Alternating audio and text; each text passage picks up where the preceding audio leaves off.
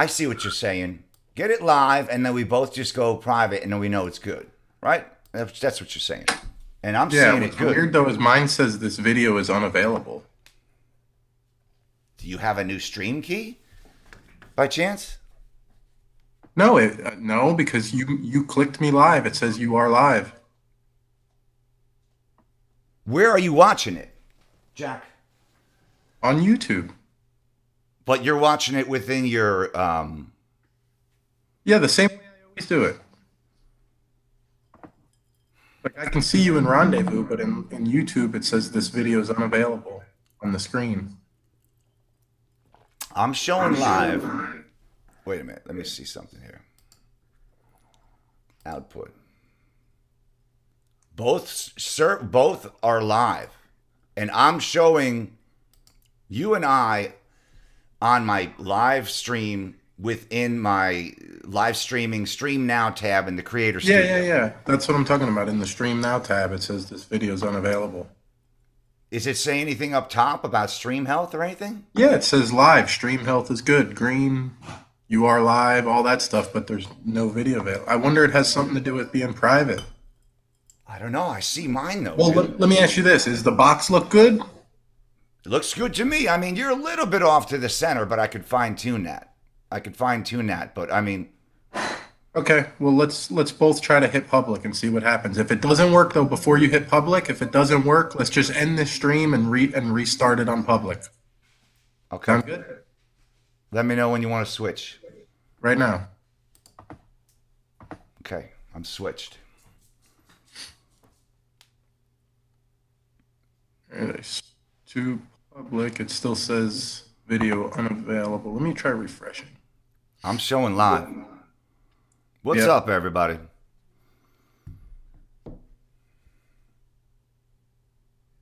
All right, here we go. I got it now. All right, great. Just a Looks slight good. lag. What's up, guys? Hope everyone's doing well. Please let us know if you can hear or not hear before I get too far down the road. Do you even have anybody in there yet? I've got one, Oh, okay. but I was practicing. If I didn't have any, it would have sounded good.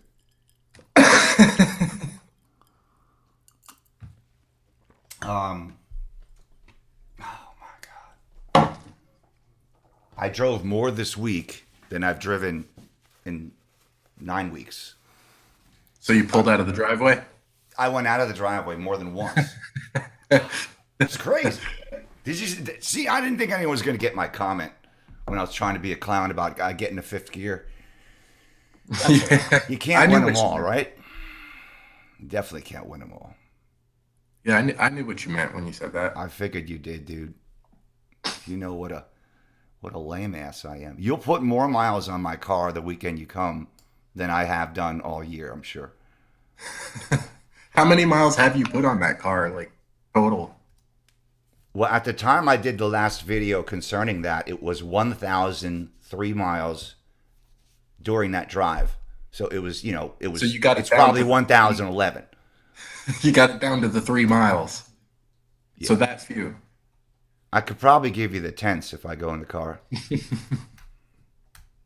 You can only do what you can do, and I'm just happy to have the damn thing. I got 3 watching now, so we'll see. Anyone says anything about clarity? So audio good, guys?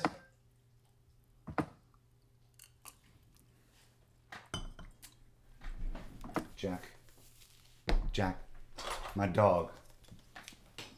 I thought you were calling for Jack Daniels. No, but I will be soon with this dog. Audio is good. You know what? The audio is the best I've heard it. Sounds good to me. So what are we talking about today? All right, so first off, before I get into the thing I just talked to you about, let's talk about your weekend, and I believe Xander had a pretty good weekend too. I know you didn't get where you wanted to get because of some equipment problems. However, you got some solid passes. Looks like your 60-foot is better. Are you pleased with where the tune brought you so far? I mean, yeah, I have to be because I literally made one pass after flashing the NA tune into it. So 11.6 at 120 for one pass. Yeah, I'm happy with it. The 60 foots are down into the 1.7 range now. I see.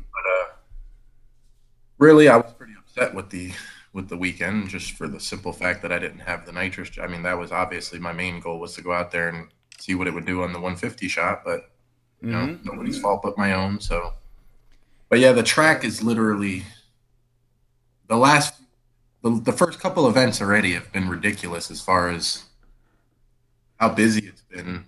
And then on top of that, this last weekend, they're like letting all the, because usually at the track at Test and Tune, they'll run like slick cars, then street cars, then like motorcycles if they're there or whatever. And then they just continue to run in that rotation. Well, this last weekend, they're like running slick cars, street cars, bike cars, and then they're running like slick cars, slick cars. So it was basically they were just making us sit there while they were like letting the guys that race, rotate 2, 3 times the R1 time. So a lot of guys. What do you mean by slick cars? Do you mean cars with true slicks? Usually they'll separate. Yeah, usually they'll separate cars that have slicks from cars that have street tires on Test and Tune days. Because slicks put down rubber on the track, and street tires actually usually will pick the rubber up, or they'll lay like a fine rubbery powder on the track, and slick guys don't like that, so they kind of have to run on their own. Does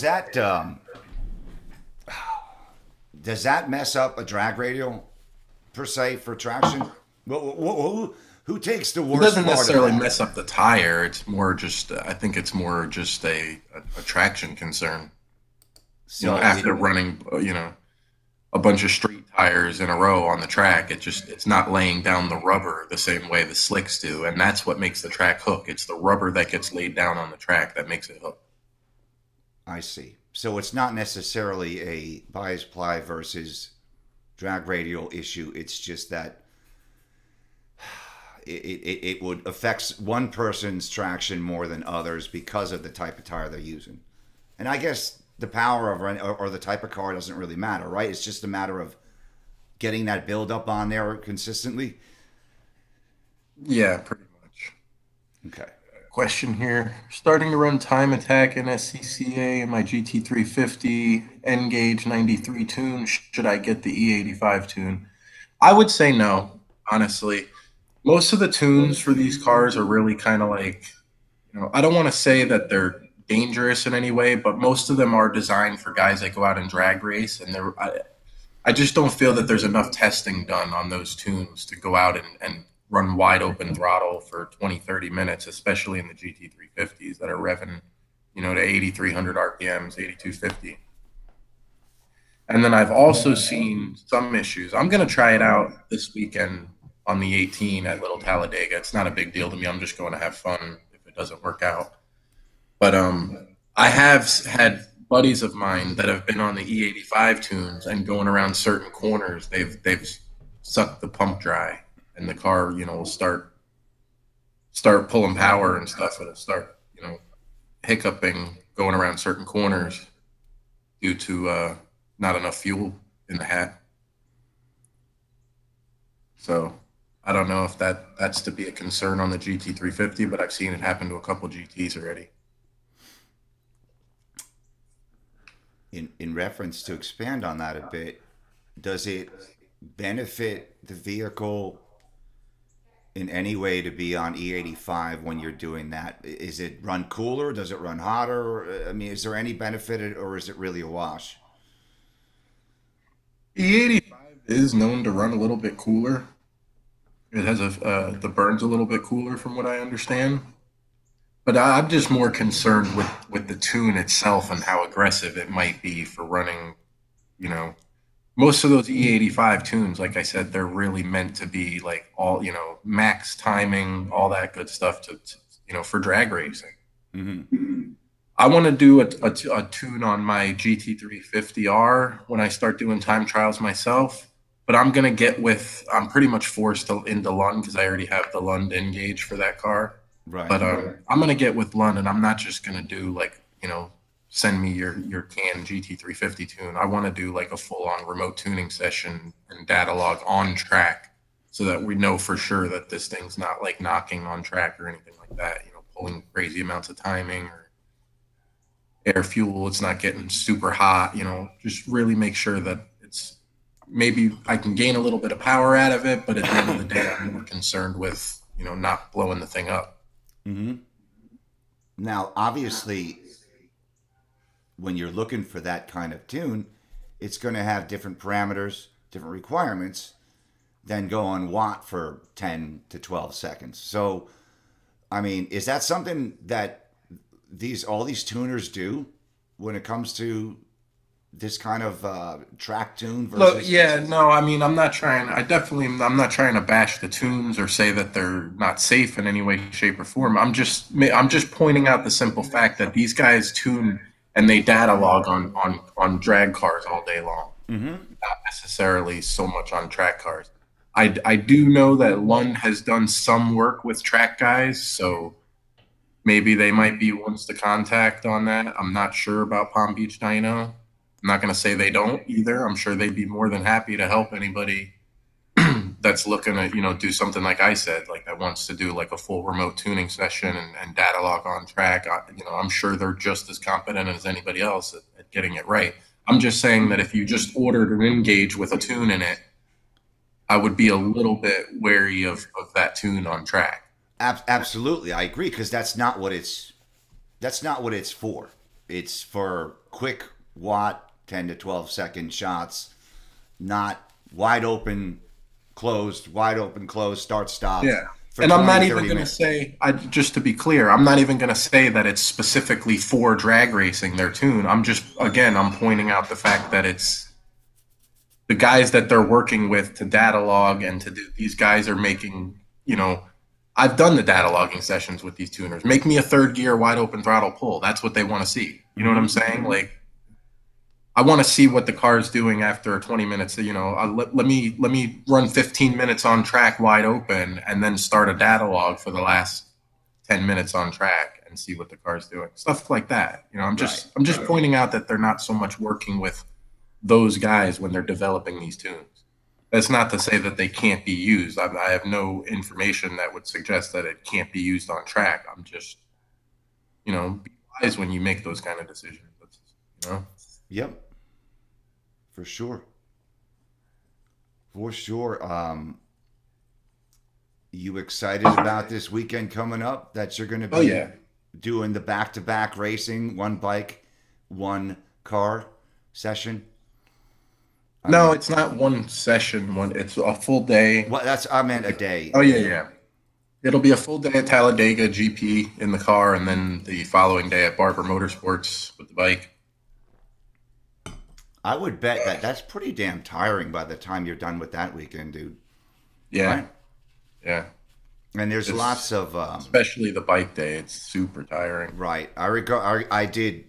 I never did racing, but I've done some touring on my Harley, and it can wear you out. Doing 100 or 200 miles on a machine like that straight is a pretty different requirement than sitting in the car Yeah, doing the same thing. for So sure. now you're throwing your whole body into turns and stuff like that. That's even more than what I was doing as Oh, far the as bike is like one of the most physical activities you could probably ever do. Is doing a track day on a bike. I mean, it's pretty physically demanding. how did that evolve, dude? Quite frankly, I'm not sure that I know, or maybe the viewers don't know. How did it evolve from what it was, say, cruising bike fun on weekends or weekdays, to full blown race bike out, doing track days? I mean, there had to have been some serious learning curve, some serious financial commitment to it. I mean, I I'd mean, like to I'm hear not about really that. that committed. I'm way more committed to the car thing. Bikes, I've been, my whole life. I've just been around bikes, and they've always been like a love of mine. When I was a kid, I raced BMX and I was into dirt bikes and stuff. So I guess when I was a young kid, I was almost more into bikes because that's what I could do. You know what I mean? I could race bikes and I could ride dirt bikes and stuff. Hmm. But as I got older, like I'm more into cars, and let's just be real about it. Like the cars are a whole lot safer. Well, sure. I I'm mean, I'm I'm like that an has to come adrenaline into junkie, play. so anything that has a motor in it, like I'm gonna take it to its extreme. So I try as much as possible to stay away from the bikes. No, I don't blame you, man. And honestly, there's nice places to ride around here. The problem is there's not nice places right here. In order to get to the nice Yeah, places, you they're got all to go over. through. I got a question here. Hold on. Jans50. That's a good question, actually. What's your shift points on your nitrous tune for your 2018? Um, I need to hit up Rob actually at Palm Beach Dyno about that. Because the funny thing I noticed when looking at the footage from the two passes I made is that on the nitrous tune, the car was shifting at closer to 8,000. It was shifting at about 7,800. And I didn't realize this during the day, but again, when I was looking at the footage, I noticed when I had the NA tune in there and I made the 11.6 pass, it seemed like the car was shifting at normal 74, 7,500, except for in the last gear that, I crossed the traps in, which was like sixth gear. Um, I think it was actually revving out fifth gear going into six as I crossed the trap. But that gear went to like 7,800. So I don't know if there's just a funky shift logic in there that maybe certain things at certain parameters that dictate when it's going to shift, or if it's just like a hard set, this is it, it's going to shift at this RPM no matter what. But I do want to have some consistency between the two tunes, on what the car revs to, and it also, I need to know exactly what it's going to rev to on the nitrous, because that's going to dictate where I'm going to have that window switch shut the nitrous off. You could definitely feel that it was kind of nosing over, because I had it set, which is what Rob told me to do, is set it up for 7,500 RPM turn off, and I could feel the car nosing over after 7,500. So So is that because the nitrous, or is that because the no, car it's was because out of the gas? nitrous is shutting off and the car's still. But the real reason why I think it was nosing over so much is because really I don't think the car is really making a whole lot of power up over 7,500. Right. These gears are so close together that I do think it's effective, especially in an NA car, to rev it to 7,800, because it goes through the gears so fast, and it just, that little bit of extra, a couple hundred RPMs, allows you to pick up the next gear more in the meat of the power band. But yeah, I just don't know if that's really worth it on the nitrous, Well, I because mean, is there a way he could give you two tunes so you could pull back on? well, I Uh, have two tunes. One's for I meant NA two and of two, but like an additional two with a different set point. See if you got a different time. Just change the shift point. oh yeah, I mean that's something I could probably hit them up with. Like if I was really feeling that, I needed the car to shift more at 7,400, I'm sure they would be more than willing to do that. Yeah, of course. Right. That's what I was going for. Yeah. Yeah, I was just, like when if it's not that you can't spin it to 7,800 on the nitrous. I was just saying, like, if the nitrous is going to turn off at 7,500, which is what I had it set at, and if the tune's going to let the thing shift, if it's going to let it rev all the way to 7,800 before it shifts, because the car's not making a ton of power there past 7,500. If the nitrous turns off there, the car is just, you're going to lose. You're going to feel an insane loss of horsepower because you're losing that 150 shot turns off, and then you're also way out of the meat of the power band, probably where it's starting to go back down. Right. So it's going to dip down, and you're going to lose You're going to time. feel an instant snap of the finger 200 horsepower loss, and that's Yeah, what I I could was see. I could see that, see in one and of that one would of the be, pro shots I had. You could see the car actually nosing down as it passed 7,500. and that would be bad for your time because I mean you could eat Oh yeah, up. for sure. You know. Yeah.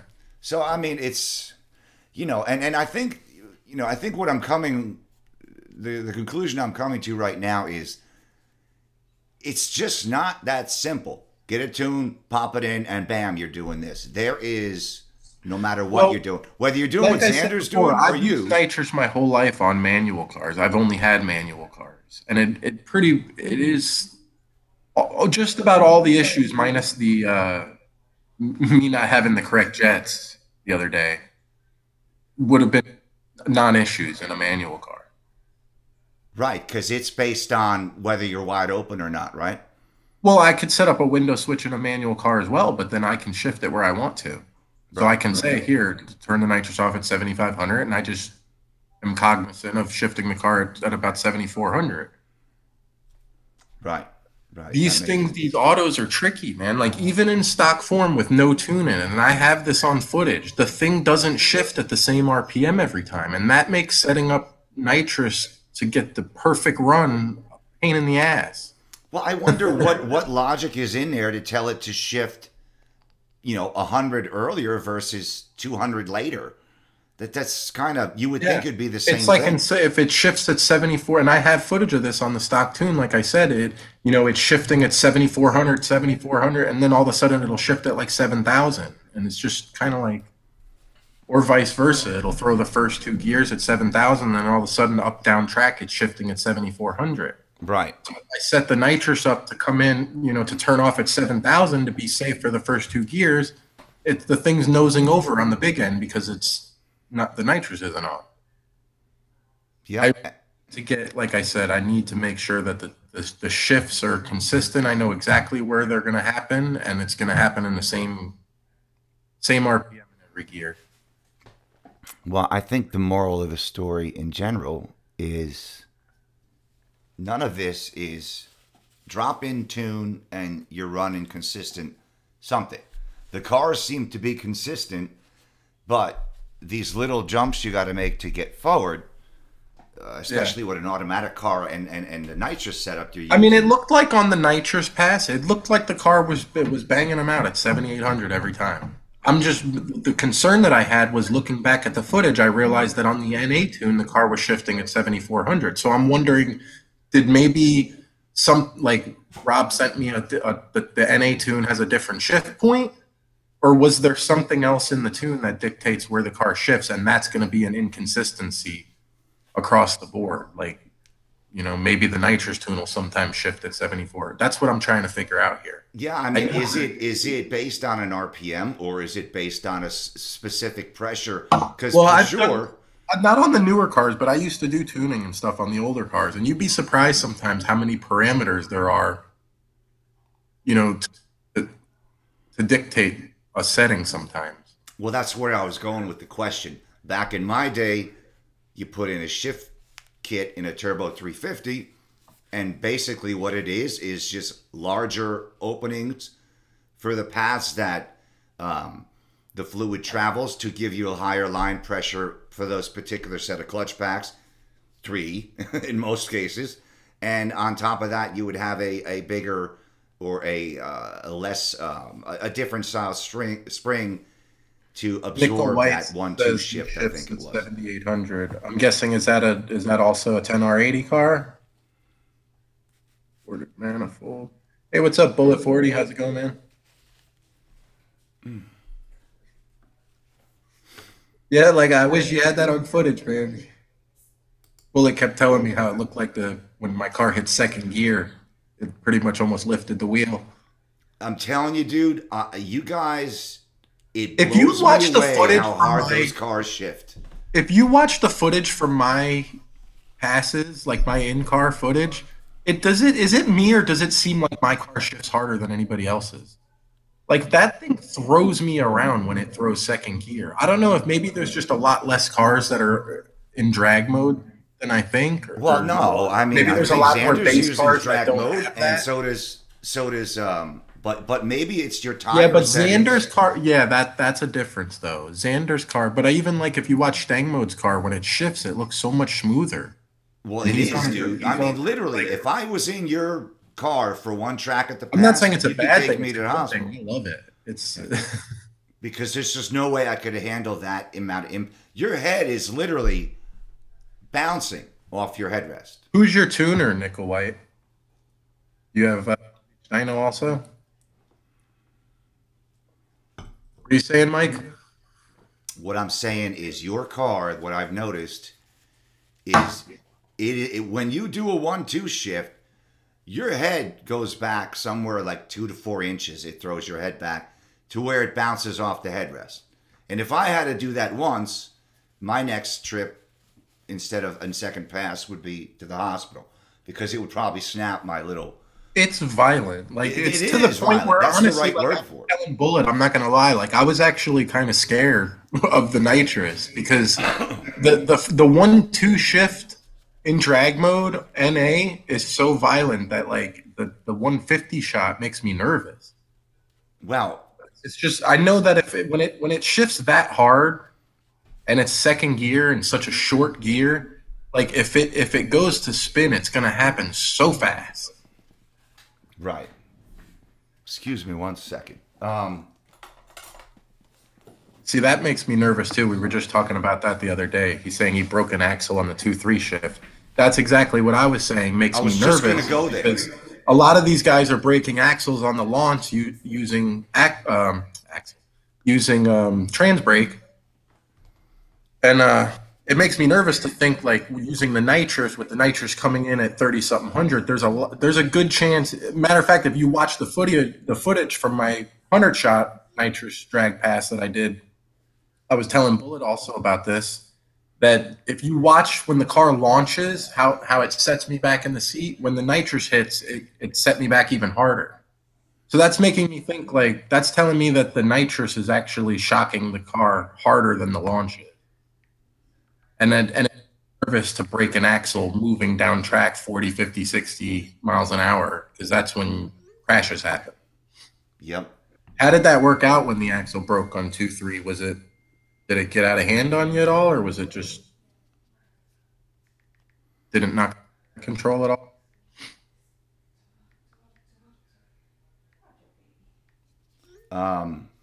Yeah, those ET Street R's, man. I am impressed with those tires because that 100 shot, I was surprised when it kicked in. It kicked in so hard that I didn't think it was gonna hook, and it didn't even show any evidence of wanting to spin. Well, that's a little bit comforting. Nope, went to the rev limiter and stopped pulling. Yeah, I guess it's all a matter if something gets caught up in binds or something like that. But I've seen it happen in video and stuff. Yeah, that's something. Those cars. I just wonder. You know, you look at the way it shifts. Do you think it's any worse with the 100 shot? Any harder with the 100 shot? Oh my God, yeah. Right, because there's more line pressure. I'm That's assuming. why I'm saying when I went to the 150 shot this weekend, even though it didn't work out, it actually the hit when the 150 shot kicked in was much softer than the 100 shot, and that just goes to show you how fat it was. Right. I actually looked at on the footage because I had my air fuel ratios and all that stuff. I forgot I didn't get to log that pass. I was supposed to log that pass, but they had an issue down track. And when I was getting ready to hit log on the N gauge, they stopped me and backed me up. I had to wait a minute, do another burnout, and I totally forgot to start the log. But luckily, I did have some footage of the air fuel ratio on the dash, and it did dip down into like the 7.0 range, which is pretty rich even for E85.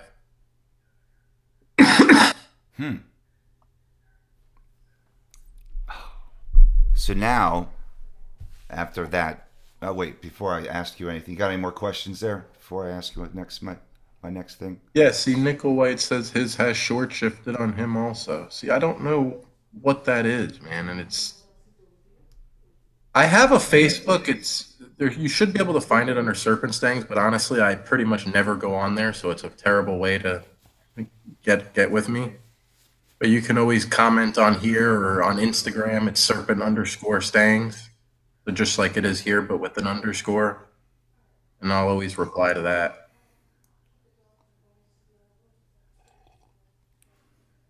Yeah, see, that's a big issue for me on the nitrous, man, because it's like I don't want to set the nitrous up to work 500-600 RPMs past where the car might want to shift one time. No, it's a waste. That makes sense with the way I said it. I know it didn't come out right, but Well, you know, no, if the I car mean you wants to put shift yourself in it, danger there. Right. Yeah. Well, So stupid my, my, fast my, truck. my thought process is if it doesn't shift, because I do have one time, and again I have this on footage where the car just didn't even shift. It just stayed in the gear and hit the rev limiter. So I need to know exactly where that is going to be, so So I can have the according nitrous to come off when that happens. stupid fast truck is saying if you buy HP tuners, you could look at your own logs clearly in more detail and see exactly where the points are. And I bet you could I can find look out. at the logs because when I loaded it, it popped up for me in an Excel spreadsheet. I I can look see. at the logs. I wonder. Yeah, but you They're- couldn't They change they it. are weird though the way they set it up. Like you can't just go in there and hit data log. It says feature not available. You have to like star PIDs and then like hit start scan or something like that on the Yeah, I never. gauges. You have to be like in the gauges. And then when I pulled it down onto my computer, it did pop up into an Excel spreadsheet, in every column with RPM, air fuel, knock, retard, all that stuff. That's pretty badass, though. I was going to buy And HP I can tuner. read a log, but I'll be honest with you, I really don't know shit about the automatics. So as far as looking at any of that, I would be completely clueless. Underfed is saying short shifts is the clutch is going out. He had pictures of his going when they rebuilt his trans. I mean, mine, the thing is, mine's been doing that. It's always done that, though. So I guess my trans has always been going out. I mean, I don't know. I've always noticed that there's an inconsistency of when it shifts.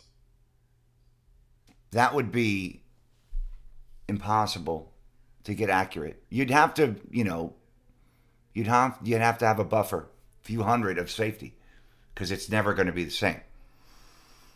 So there you go on your dynamite 60-foot time.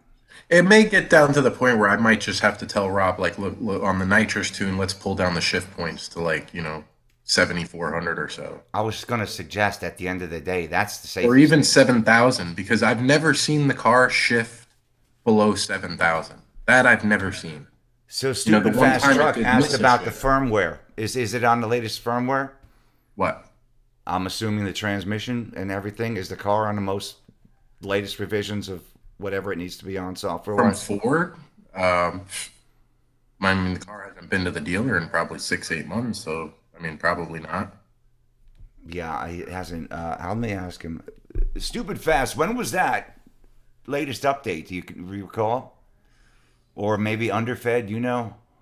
But I mean, I could have my buddy come over and do that anytime. Yeah, that's always a possibility too. That all of the time. I'm not sure. I understand.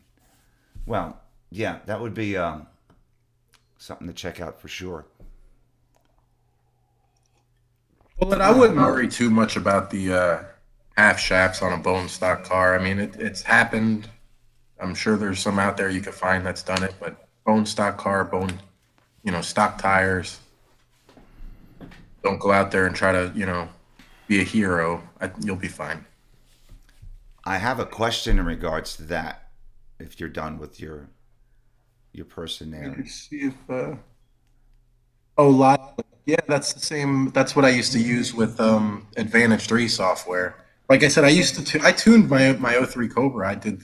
I wrote the whole file for that thing, so I'm familiar with Advantage 3 and Live Link and all that stuff.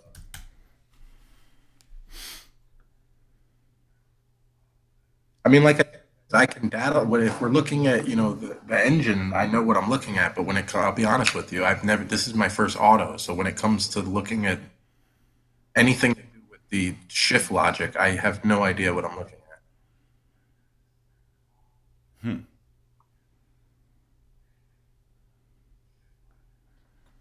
so about a month ago there were updates to Stupid Fast Truck.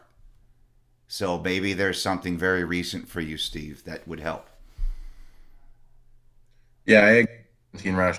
That's exactly the goal. We need to get it so I know exactly what RPM the thing's going to shift at, and it's going to shift at that RPM every time.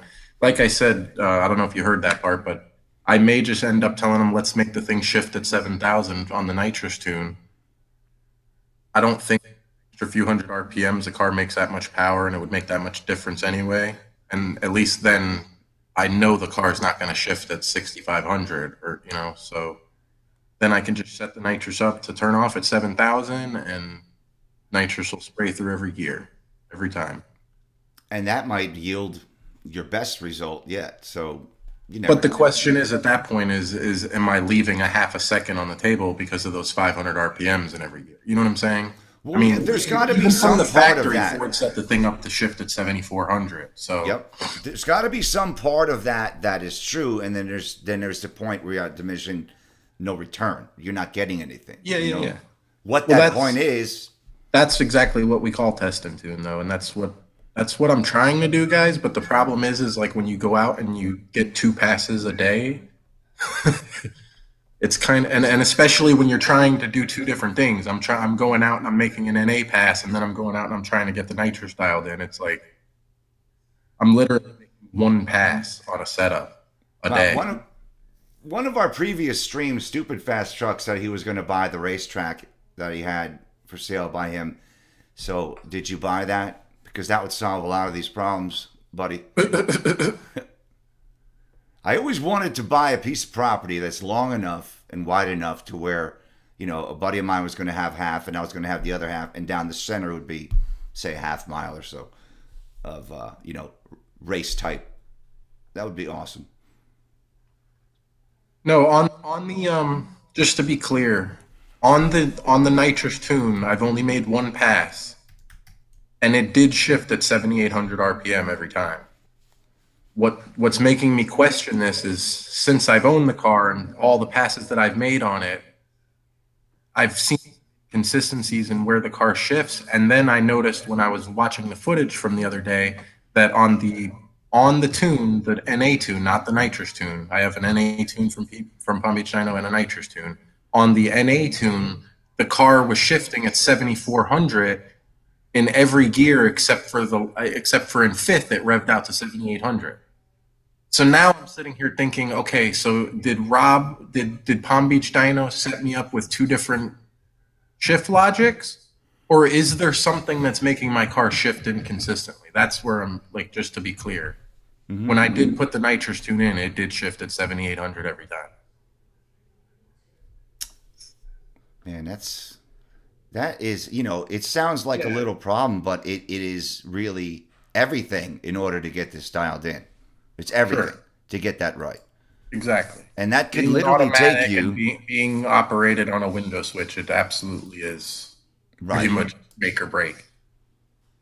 And there's no other way to do that, I'm assuming, right? That makes I sense. just got to get it dialed in and got to figure out exactly what it's going to do. Get the tune dialed in and get the window switch dialed in exactly right. Well, The NA tune was on E85 also.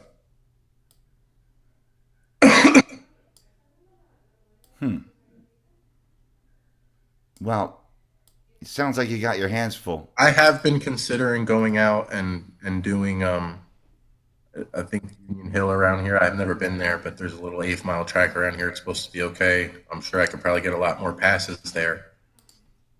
But the thing is one of the main things I notice with this inconsistency is that the car tends to rev higher on the big end. That's when it always tends to shift. Even on the stock tune where the car shifted at 7,400, but sometimes it would on the 1.2 or the 2.3, it would shift at 7,000. It pretty much always shifts at 7,400, fifth, sixth gear. Well, is that when the So overdrive maybe gears going to an start? 8th mile track, I may not be able to get the data I need. But yeah, and that's probably true because really, those are the gears that are starting to get a little bit towards more overdrive and not for acceleration. I'm assuming sixth, seventh gear. Like when I did the 100 shot pass, for example, if that was an 8th mile pass, I probably would have walked away thinking 100% success. Mm-hmm. But on the quarter, the thing nosed over big time on the back half because when I had the nitrous turning off at 7,000 and it was shifting at 7,400, it really makes almost no difference in the first 3 or 4 gears because it's plowing through them so quickly that the Yep. nitrous is only off for maybe a millisecond. But when you get into fifth and sixth gear and it's past 7,000 for a second or two, the car's really nosing over on the big end. Yeah, dude, there's a lot more in that car once you get this fixed. You're going to be a lot closer to, you know, Well, I mean, of an. realistically, I'm tired of even saying it, but obviously it'll do a 10 on a 150 shot. I think that with the trans brake and a couple more bolt-ons, I think chasing a 9 isn't unrealistic. You know what I'm saying? Mm-hmm. I don't think it's going to do a 9. I don't think on a 150 shot just by adding the trans brake into the mix is it going to do a 9, but I think maybe, long tubes or cat deletes still doesn't even have an intake on it. Maybe port the 18 manifold and then trans brake and axles and a lighter drive shaft. I think shooting for 9s would be the next goal. Sure. I want to touch on axles. We know Stang Mode had to change his due to some, catastrophic failure with a, self-inflicted wound there.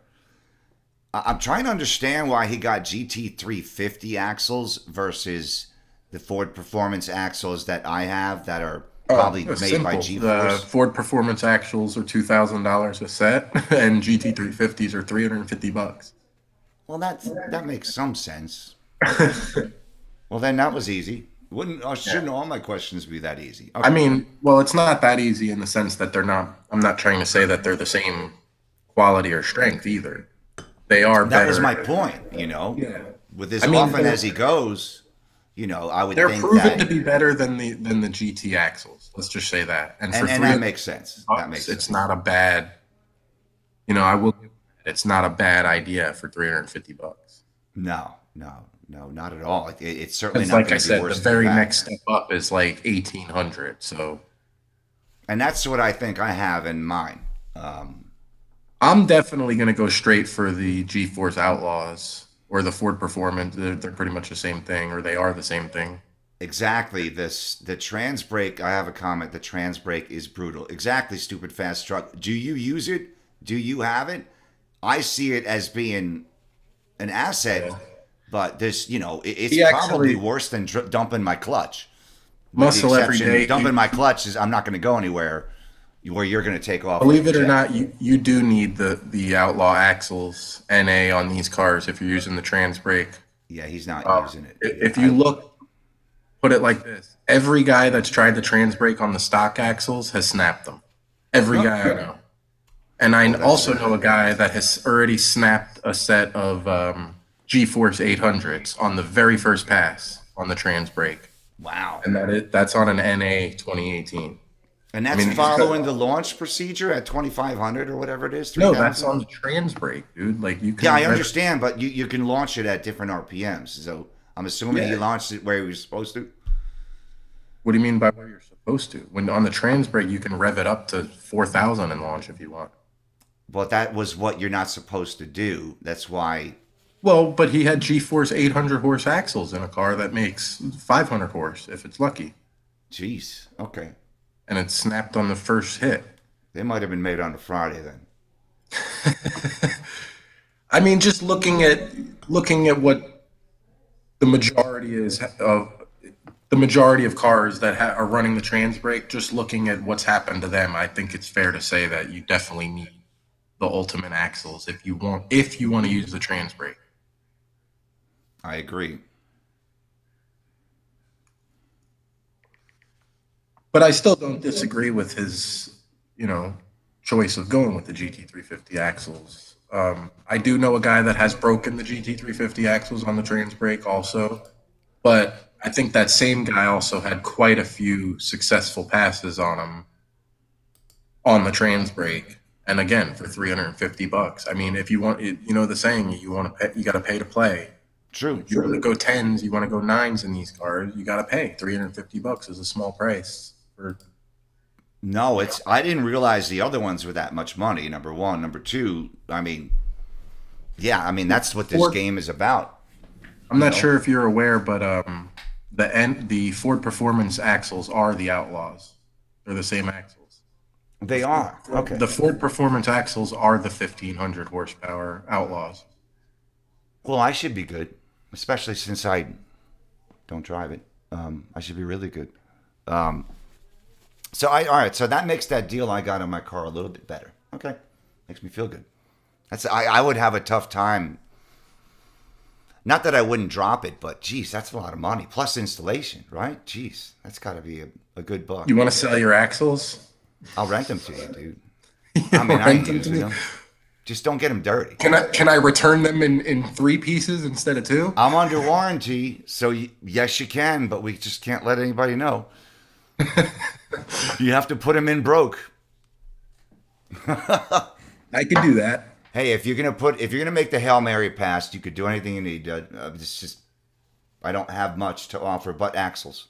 Well, I honestly, that's the number one reason I went with Palm Beach Dyno. First of all, was for that trans brake. I mean, I Right. will say that their customer service, and I've had Lund on multiple cars. I love Lund. I'm not like I'm not brand loyal when it comes to this shit. They're both good companies in my opinion. They both do a good job. But the trans brake with HP tuners for me, that's a no brainer. And their customer service, I will say, is a little bit above what I've gotten from Lund in the past. I mean, usually, typically, when you try to contact Lund, you usually get like, oh, we're on vacation, or oh, we're at the track, or like, we'll be back, we're out on Monday. Like, they do a lot of like, we're away from the office type stuff, Mm-hmm. and there's no Understandable. touch with those guys. You can call Palm Beach Dino. I don't think they really encourage that too much based on like if you call and you hit the tune support button, it basically just tells you to email them, but you can call them and they will, help you out over the phone. What I found interesting That goes a about long Palm way Beach for Dino, I found interesting about them is they have this, premium trackside service that they offer, for additional fee. I'm sure Lund would do that too. Like I said, if we're just talking about the tuning side, I'm not going to sit here and play favorites. Like, Mm-hmm. matter of fact, if I had to, this is my first dealings with Palm Beach Dyno. I've had multiple cars tuned by Lund, and I've had nothing but good results every time. Well, I haven't heard anything bad. I think they have more resources available when it comes to the Yeah, I mean, number of there's tuners. definitely probably some reasons to maybe go with Lund. Yeah, for sure. But for I mean, me, I can on think of 2018 specifically, it was the trans brake was my number one deciding factor. yeah. And is there any explanation from Lund why they don't offer that? It's HP Tuners deal. I see. That has nothing to do with Palm Beach Dyno. That's HP Tuners. Have you ever thought about buying the software and just changing Yeah, I did parameters yourself? actually. I did. If this car wasn't an auto, I would have just bought the software and tuned it myself. I almost bought the software, but I need to get a Windows laptop that is up to date, and I just have no other use for it than to look at what's going on with the car. I'm not going to change anything. I'm not quite sure what to change anyway, but it'd be nice to look at things. And I would if I was going to change anything, I'd want to know how to change the rev limiter. It's just too close in this car. When you're shifting, if you start and you do a hard 1-2 or even a medium 1-2, as you've seen in my videos, if it starts spinning, as soon as it grips, If you buy a non, thinking of the way to word this, like a non-branded N-Gauge or SCT or any of that stuff,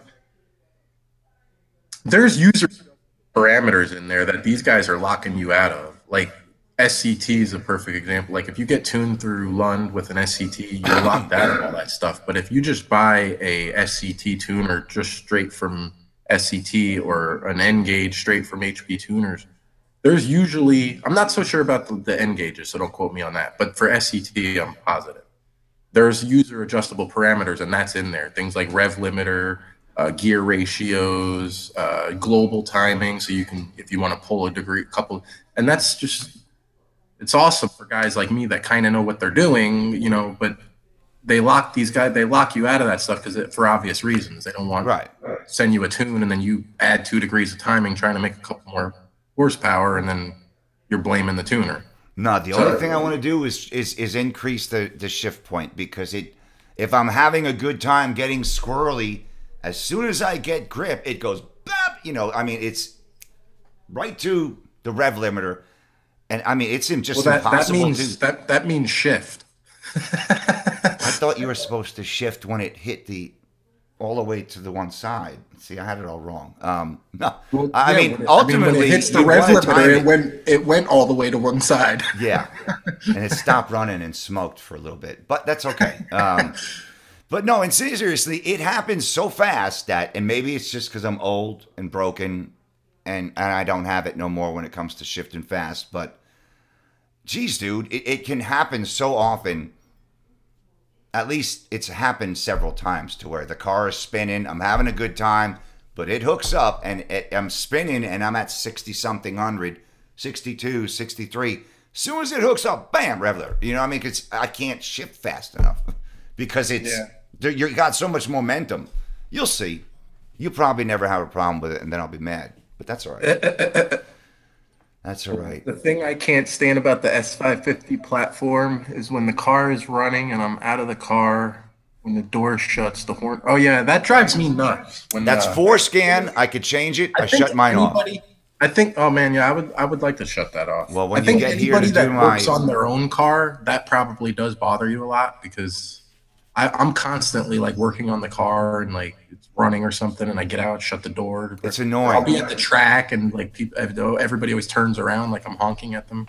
Yeah, there's quite a bit of info on what to do on the 6th gen Mustang forum. However, I've done it. I've got the parameters. I've got some other parameters. I had to go through a lot of forescan changes when I had the Sync 3 upgrade put in, because there was a lot of, changes you had to make the car recognize that system.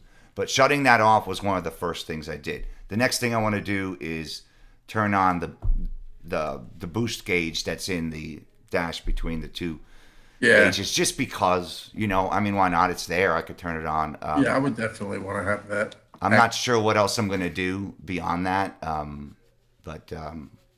Yeah, I could do that for you. And it's...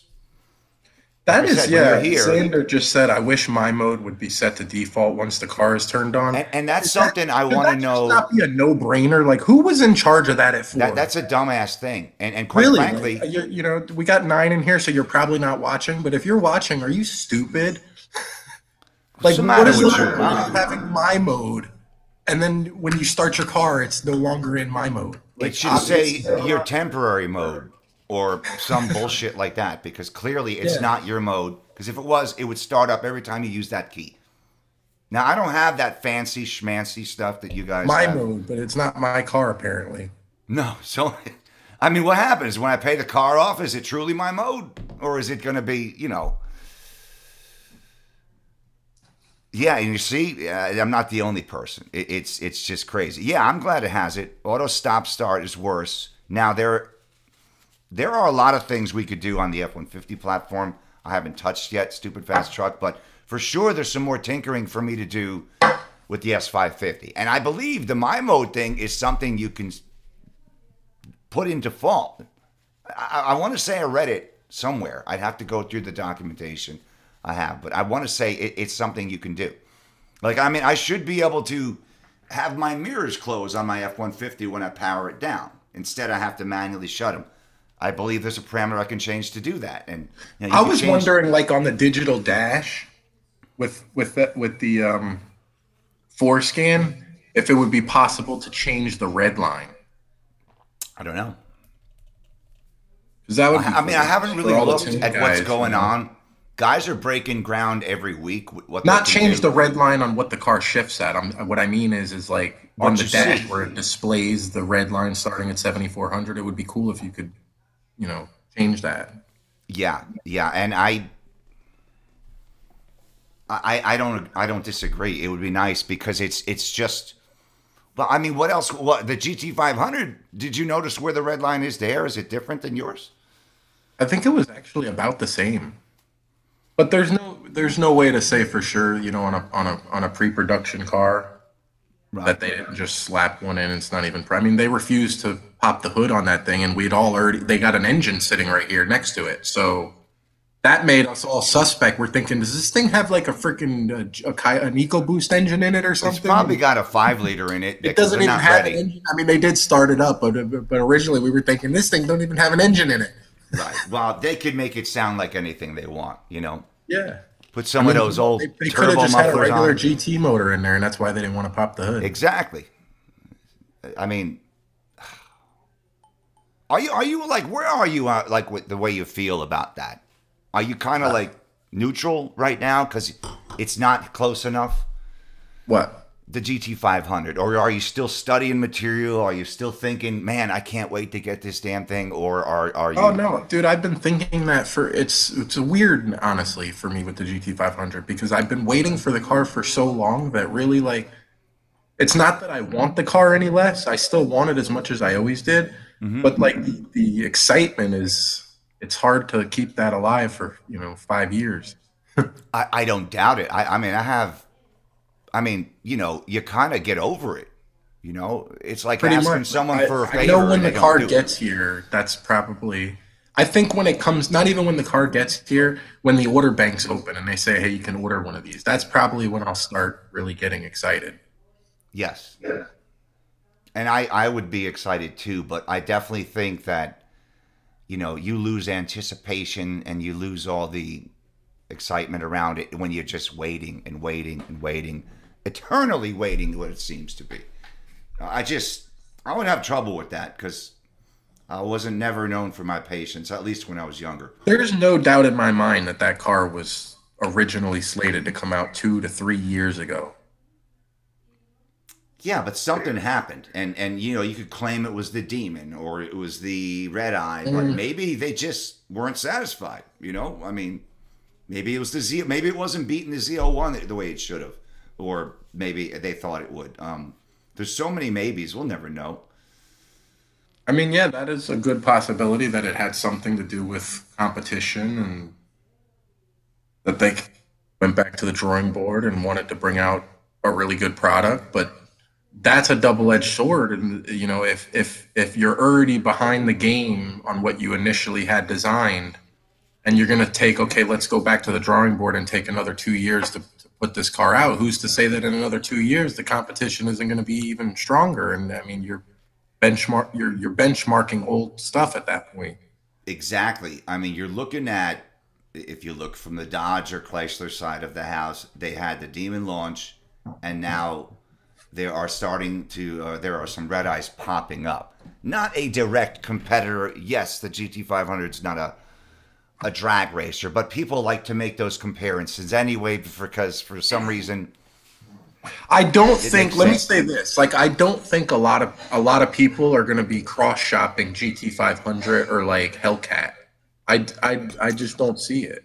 I don't see it either, but you hear people constantly talk about, that you'll have certain fanboy Well, types. people, I don't think you have to be a fanboy. Like, it's just fun to compare things, even if it is a shit comparison. It's fun to compare things. It's why I did the GT 350R at the drag strip versus the 18. It's a stupid comparison. One car's all out for the track. One car's an automatic that really does well at the drag strip. I mean, but it's still fun to compare, and that's Well, it okay. is, but I guess the But I problem is don't think people I take it don't too think it's seriously. not only a direct competitor. I don't think it's really a competitor at all. I don't think that Ford even like looks at that car when they're building the GT, the special model, like Ford No, Performance. I want to say, they like when they're can't, man. building There's no GT sense in it. 350, they're building GT 500. I mean, the proof is in the pudding. Look at the product that they're releasing.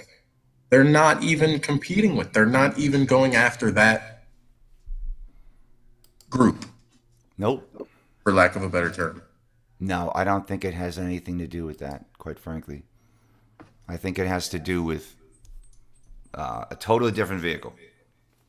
I think Ford and Chevy always kind of go back and forth on their products, and Dodge has always kind of been just like a doing, and there's nothing wrong with that.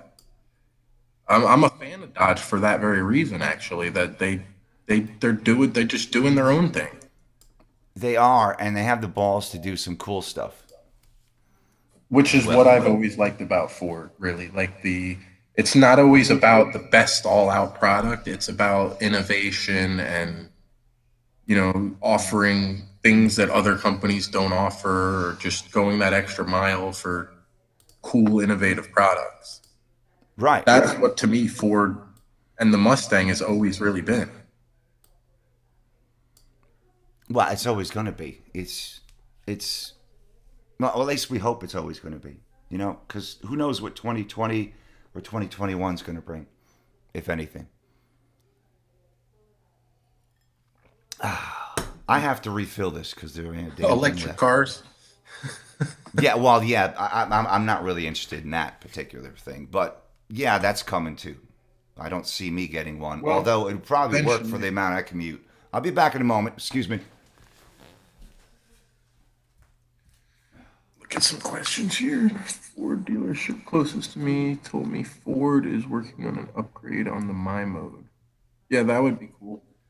Man, there's been a lot of things that Ford has promised, though, in the aftermarket in the last few years, and they really haven't been delivering on. It's kind of upsetting. Like the GT350, for example, there was a whole, I mean, they went as far as bringing out a whole pamphlet full of all these parts that they were going to release on the car. And none of it, some of it, like the exhaust and stuff like that. I think they built an air filter and an exhaust system for us, but we were supposed to get a throttle body, like a big 100 millimeter. There was actually supposed to be two different throttle bodies, larger than stock. There was supposed to be a track key, kind of like they did on the Boss 302s. We never got that.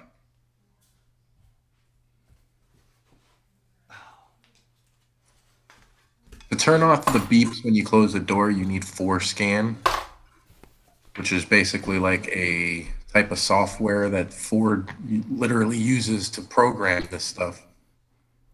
It's badass. Where am I here? Oh yeah, they intend to do that stuff, and that's what pisses me off when they say things like, "Oh, we can't," the dealers are their own entities, and we can't control what they charge on these cars. Yeah, but when you won't come out and say, when everybody's saying, "Oh, look, we're only gonna build 500 GT350Rs a year for 2 years," that's what these dealers are pushing, and that's what they're using to drive these markups. And then Ford doesn't come out and say, "Oh no, we're actually going to build the car for 4 years, and then in the second and third year we're going to ramp up production to 1,000 or 1,500 cars a year." And then next thing you know, you bought one for 20 grand over sticker because the dealer told you there was going to be 1,000 cars total lifetime, and next thing you know, there's 5,000 cars out there.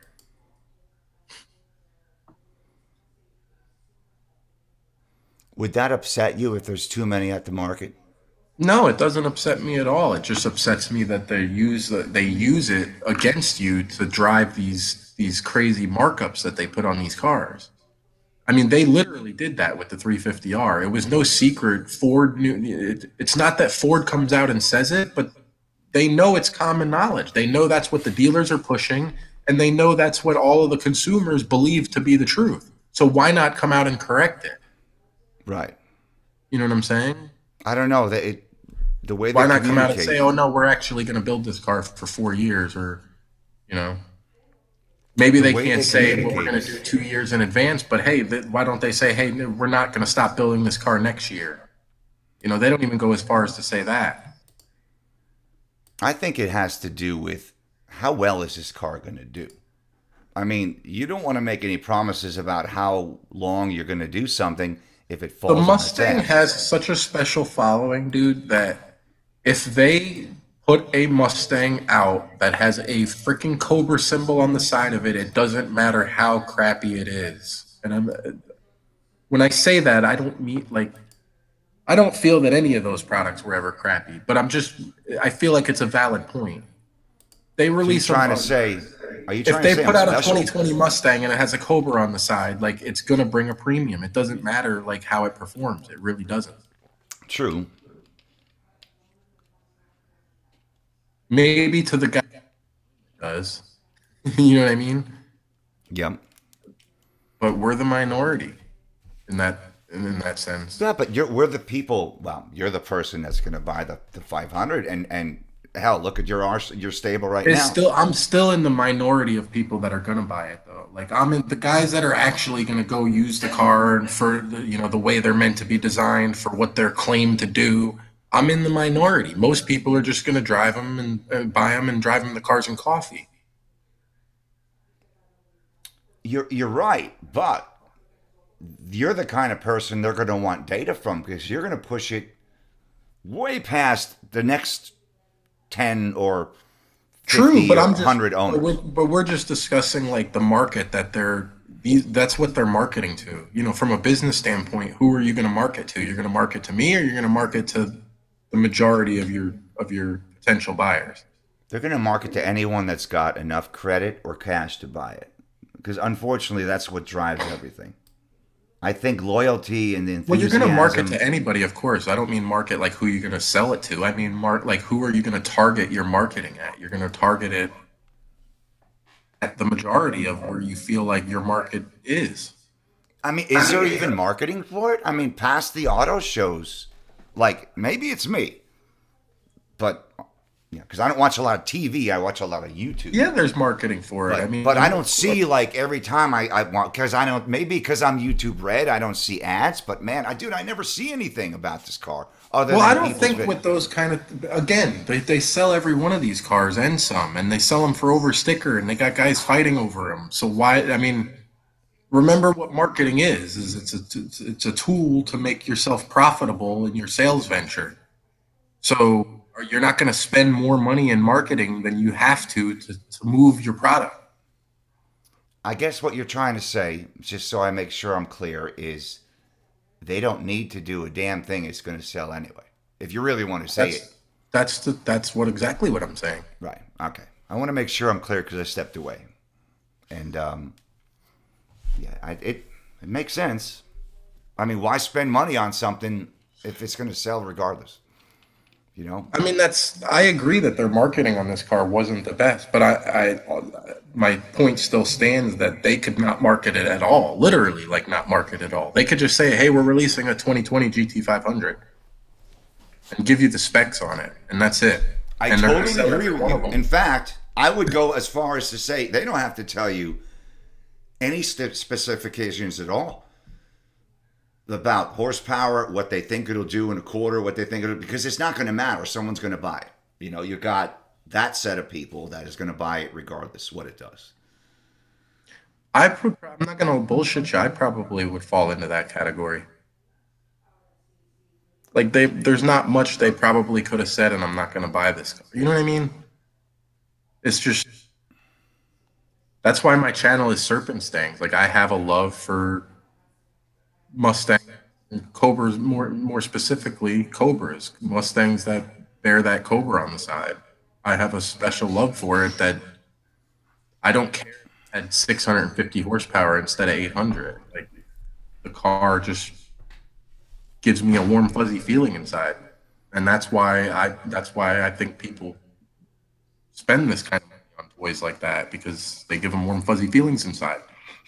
I mean, if you want to strip it down, if you're not getting some kind of good feeling out of your what's supposed to be your emotional release performance car, then maybe you got the wrong car. I mean, furthermore, if you're going to go after something like you're going to do and use it on a track, which is crazy. I don't see why you'd ever want to do that, but that's me. I mean, it's just this. How could you not be cranked up? You'd have to be totally cranked up for that. The one thing I don't understand though in the whole specs thing, and like I said, like I'm being honest here. Like the fanboy in me, I'm gonna buy the car regardless. But one Mm-hmm. thing I don't understand is why people are so concerned with specs. I mean, 99.9999% of people are not competitive race car drivers. Well, Like, that why, gun. why is it relevant to you if the car is faster than somebody else's car? I don't understand. Like, it's a It's freaking about big bragging measuring rights, contest. and I would go further to say, look at the people saying Oh, your car It's is most, but slow. it's most everybody. That's what they look at. They want to like. I'm gonna look at the. Oh, it's a fail. It doesn't have 800 horse. Like, what are you? You know what I'm What if it saying? doesn't Did the have car 800 make you horse, but it happy? whips everything's That's ass? Is it still a fail?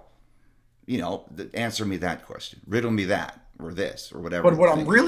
what I'm really concerned with is why is it even relevant to most people? It shouldn't be.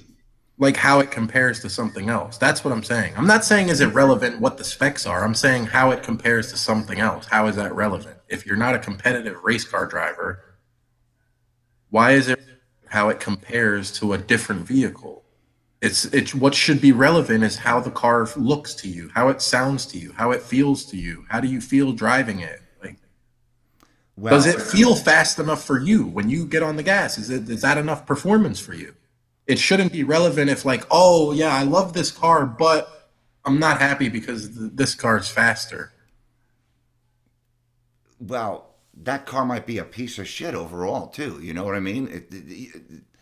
I don't know. I find that since I've reconnected with cars, at least gotten into this capacity that I'm in now, things are so much different than when they were, the way they were before. Everyone's after that number to say I did that. But after you did that, well, what are you going to do with that after that? So you did 11. So what?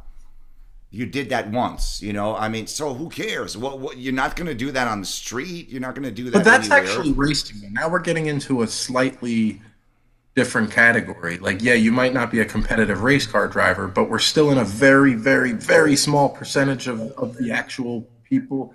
I'm literally referring to the large group of people that are sports car buyers that are they're stats racers. Like there's just want to compare specs on everything and judge everything based on how it compares to another. And these guys don't even use the cars in that. I don't understand it. Well, I They guess don't where even I'm use the trying to cars go, in but that I'm a little way. bit buzzed is, and I'm not communicating well, is I see everyone worrying about stats, like you're saying, which at the end of the day, those are great. Those are tools to compare your vehicle to someone else's or another manufacturer's, whatever. The bottom line is you can have all the stats in the world, but if your car is a turd or you don't get emotionally charged by it, what the hell good is it? It means nothing. You Yeah, but spent 80 just to be grand clear, for I'm nothing. specifically referring to the comparison of stats, not the stats themselves. I want the stats. I think everybody wants the stats. I'm saying like the comparison of stats. Like let's take the GT 500 Demon thing for as an example because that seems to be like the hot one now that everybody likes to jump on. Like people will call the GT 500 a fail if it doesn't because it doesn't kill demons. When at the end of the day, the market is saturated with all kinds of different sports cars, and people pick one car and one thing and say that everything else behind it is a fail because of it's not as fast in this, and I don't even use it for that. And I'll literally make a buying decision based on that. That to me is insanity. No, it absolutely is because really it doesn't mean anything. Seeing what I have on my feed here. I don't know. It just makes no sense to me.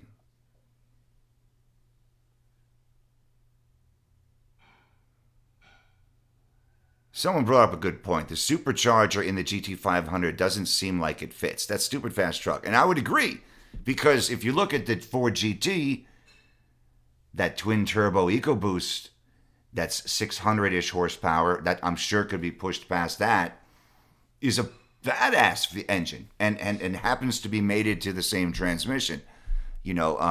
I'm waiting for the day they throw a 3.5 or so EcoBoost in a Mustang.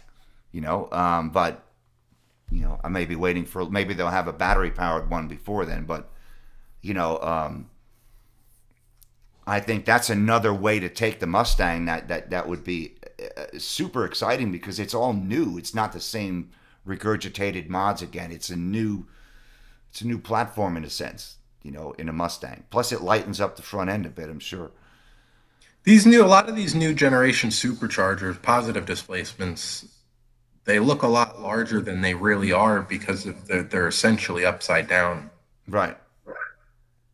And then you are exposing the intercooling for better cooling, correct? Is Yeah, that the, well, I mean, it just makes sense when the intercooler is literally sitting in the valley, sandwiched between the block and the intake and the supercharger. Obviously, there's nowhere for the heat to go. There's no, it right? just seems like it would be a lot more efficient to have the cooling part of the unit on top. Well, I mean, it certainly makes sense. But yeah, it's a large unit for sure. Yeah, you couple that with a good size heat exchanger, and you're really ahead of the game. So these guys in the comments are saying, I think the new Underfed saying, I think the new Mustang is going to be a throwback to the Fox body. Who knows? You never know. Wait, what? What's going to be a throwback to the Fox body? The new Mustang, like the 2021 or something, will be a throwback to the That Fox that body. would be really cool because you know what's interesting about the Fox body is it's really the only iteration of the Mustang that doesn't have like cues to the original Mustang. Right. Like the Fox body is its own entity. It doesn't have like the tri-bar tail lights. In '95, they didn't really have the tri-bar tail lights, but they were, laid out horizontally. And then they went right back to them in '96. But still, the car had plenty of cues from the originals. The Fox body, like, there's really nothing you can tie back to the originals.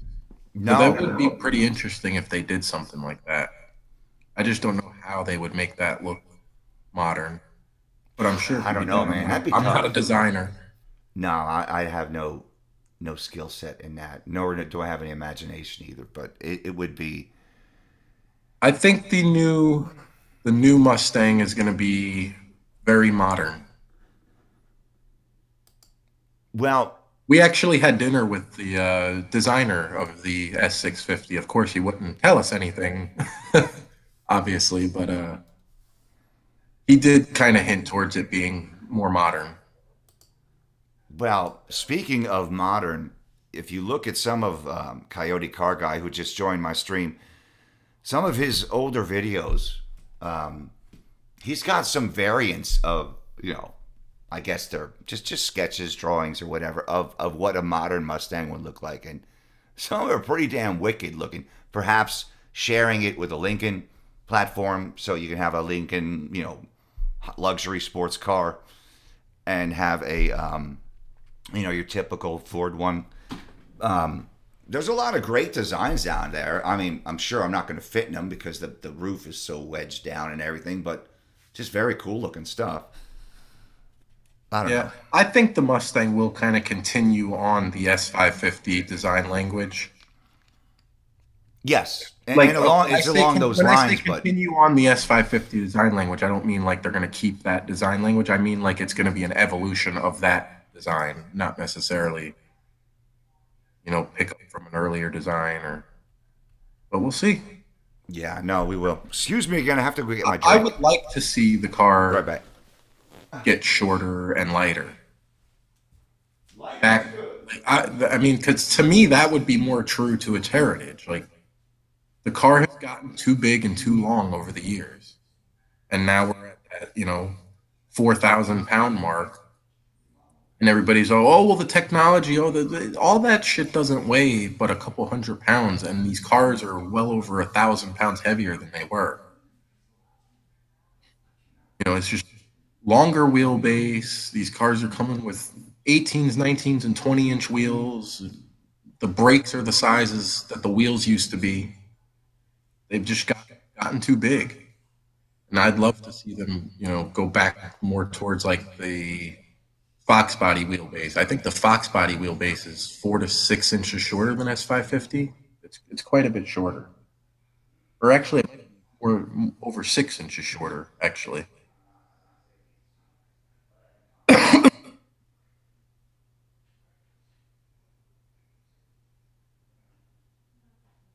oh, I know. The 500 definitely won't be a turd. I was just saying that if it was a turd, people would still buy it. I mean, it's just Mustang has a special following, and especially when they build special models, that they're gonna sell. Marketing, marketing.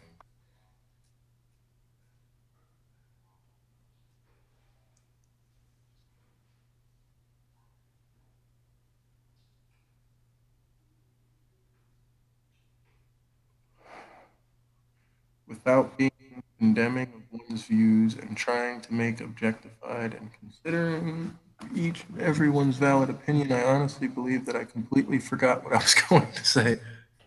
That's funny. If Ford were to throw back to the 7993 Fox body style with modern styling would be cool. That would be. Yeah, I agree. I mean, that would be awesome. Oh, we got Slick S550 in the chat. What's up, Slick?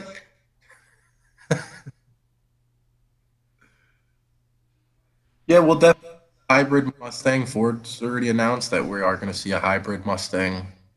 However, I suspect that the hybrid Mustang will be a performance variant, not necessarily a watering down. I don't know. I don't think it's going to be too much longer. Take him in the bedroom. Yeah, put that little gate up by the bedroom. This way he's not going to bother me and he'll be out of your way. Is that okay? Okay.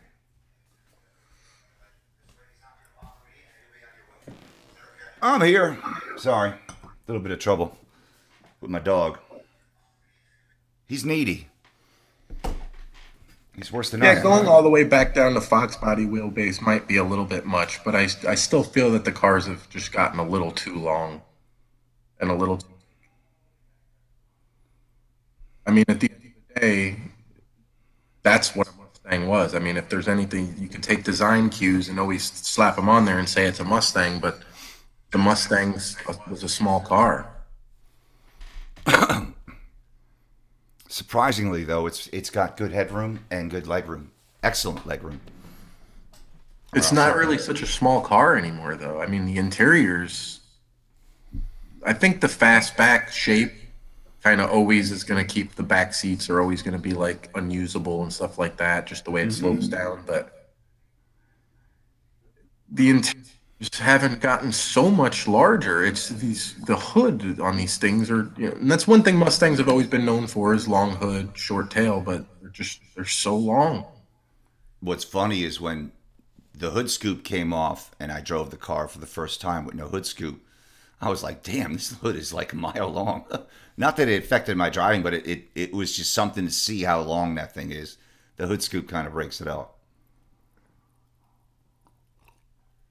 Yeah, I think all-wheel drive system would be too much, but if it was like a hybrid system with just electric, assisted motors for the front wheels, for maybe for hard powering out of corners or just for launching, and I think it would be pretty cool. But I agree in the sense that I don't want to see the car get all-wheel drive just to gain 400 pounds or 500 more pounds. Like that's just I mean, it would do that at minimum, wouldn't you think? And then probably, it would be yeah, if it elevated. got a true all-wheel drive system. Absolutely. Yeah, between a front diff and a transfer case, and then it's going to have to be taller, so you're going to lose some of the handling. Yeah, It's not going to be you what have to we have know front it to be. axles and all that stuff. So. Yep. I mean, GT LX notch. I would probably rather see it stay rear wheel drive. Oh yeah. I mean, that's the traditional muscle car anyway. So But not only that, I mean, most really high end sports cars, good handling cars, are rear wheel drive also. I mean, there's some exceptions to that, and there's some of the crazy hypercars out there that use it all wheel drive, kind of like how I just stated with hybrid power and stuff like that. But rear wheel drive works. You always have to remember that when you're accelerating, that's where the weight goes anyway.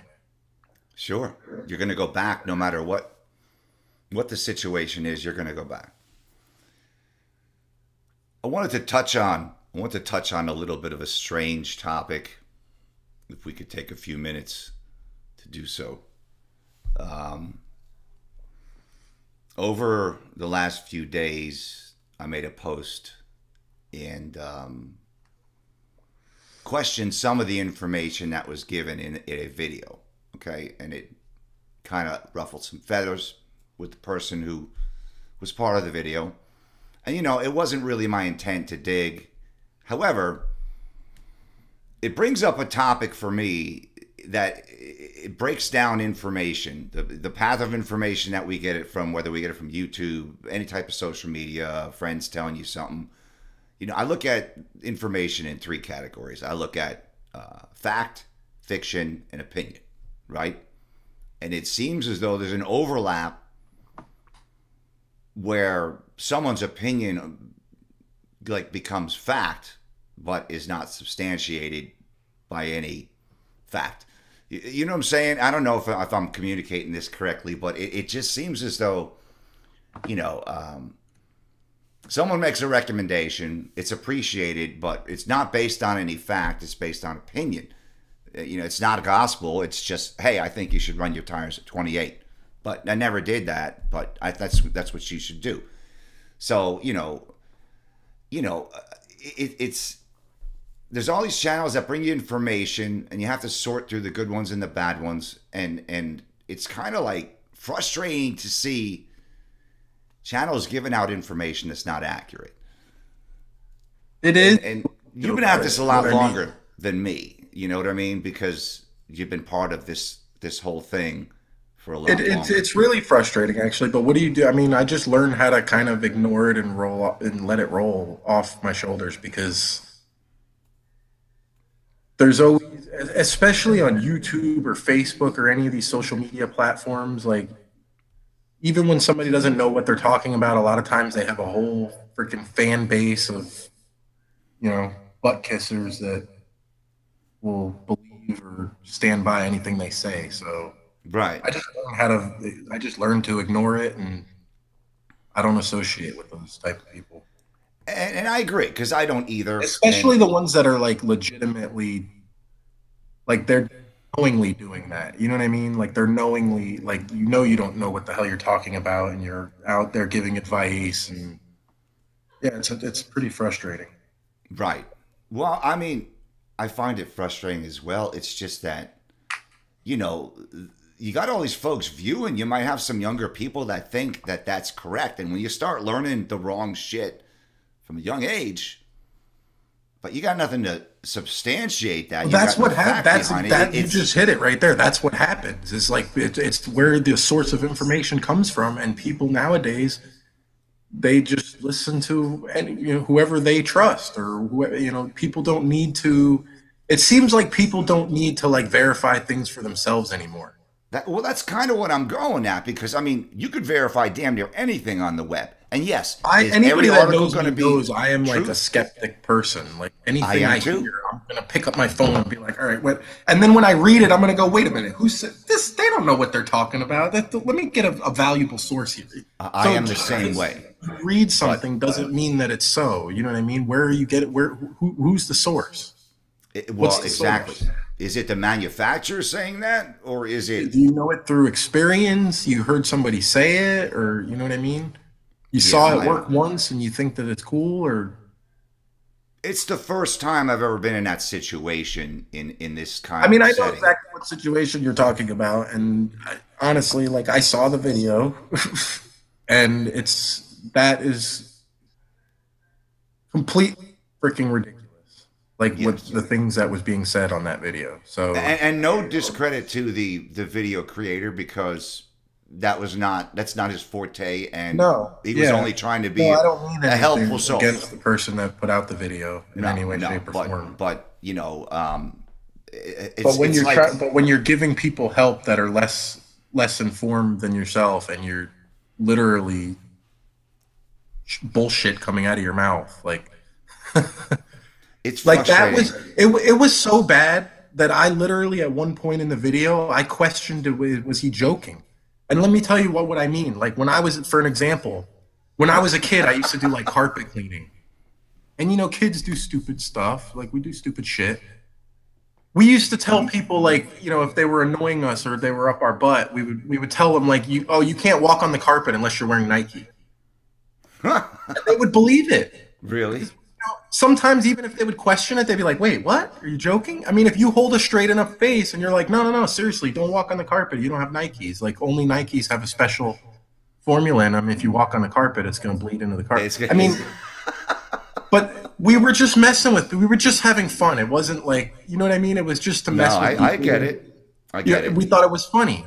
But that's exactly what it made me think of when I was watching that video. I thought like this guy was literally just taking advantage of the situation, and he was literally, and that's where I start. It gets me angry Well, because it's that's like, why when I replied to his what I'm assuming was a dig or shot towards me, I just lulled because all of it was so preposterous, for lack of a better word. It was so off the wall. I'll send you guys the link to the video. And I'm And, going, are you Derek. kidding me? I mean, who says this stuff? You know what I Yeah, mean? like I said, I literally got to the point where I was questioning. I'm like, this guy's just messing with him. He's I mean, literally, I he's didn't saying really that think what of he's it. saying, and in the back of his mind, he's laughing at him. You know what I mean? I And would hope that so. to me, I don't think that's cool at all. No, because people are going to take what is said there, and some people are going to take what is said there who don't know. Well, one good example, just to touch on, was let's say somebody's driving down the road and somebody needs a jump start one day, and they're not going to pull over and help this guy because of what this idiot just said. Well, there you go, which is not true because that's not how it works. You know what I mean? It's not. just, just unbelievable, dude. I mean, I'm almost still like not believing that happened. I'm going, really? Yeah. And then I wasn't the only person at odds with this person. There were several other folks in the comment section that were at a I mean, and difference of that's why opinion. honestly, like I didn't comment on it whatsoever. I seen how he kind of like jumped down your throat a little bit, but I didn't comment on it because I saw that like people saw through that shit. So Yeah, and after the LOL, I said there's no point arguing, there's no point debating because I would have a better chance of getting somewhere talking to my wall. This guy is either trolling or totally convinced of the stuff that's coming out of his mouth. And it's just unfortunate because the author of the video or the stuff, for that, some of the stuff that came out of his mouth was so ridiculous that I have to think that he was just trolling. Like he was just. God, I really freaking hope so, man, because really I think that was not the intent of the video from the creator's perspective. I believe the intent of the video from the creator's perspective was to help people, which, this is good information. Or it was just to put out entertainment, that's what we do. You know what? And maybe I took that whole video wrong. Maybe I need to watch it again and see that it was, I was the one being trolled because I'm taking it too seriously. We were the ones being trolled. Right. He's You know what I laughing mean? too. And I'm just not looking at it that way. I try to take things, and don't get me wrong, I could be a tool and a troll myself, as some folks have seen lately. However, I'm not Well, going it's to like, do what's that. the impact of what you're doing? Is kind of the thing. That's why I'm saying, like, what the example I gave you. One, I was just, a stupid kid, and kids do stupid shit, but it didn't have an impact what we were doing. You know what I mean? We were just messing with people, and it was funny. There was no impact because of it. Once their carpet dried, like, it was over. Exactly. But Exactly. this is, yeah, that has an impact. I mean, what if like people are, oh yeah, no, I'm not jumping in your car. Are you crazy? You Right. got a 4-cylinder. I got an 8-cylinder. Get Yeah. the hell out of here. Yeah. I mean,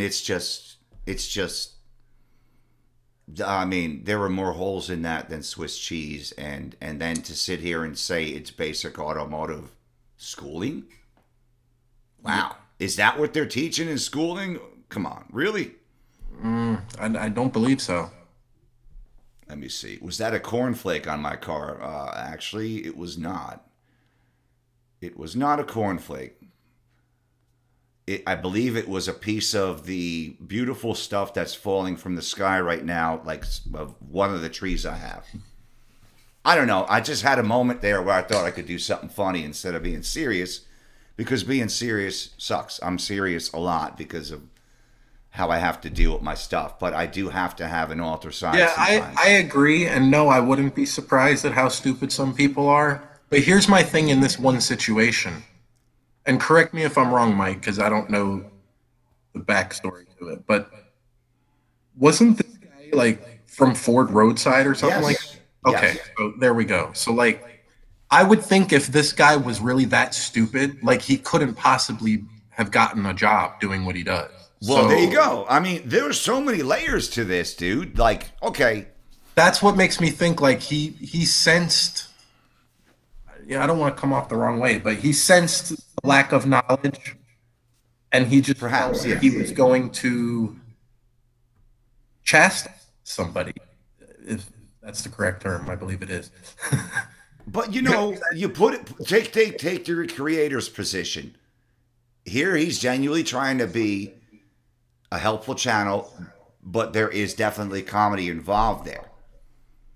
Do you want to put out I don't want to put out bogus information. I will put out a troll video and name it as such to be a clown, to be funny, to try and be funny. But I'm not going to sit here and tell you, that, in order to get your lug nuts tight, you got to have, black Nikes on and gray shorts and, use this wrench only and set it to 375 foot-pounds per wheel. Because any mechanical school will tell you that. That's just fucking, pardon my language. It's crazy. It's crazy shit. But,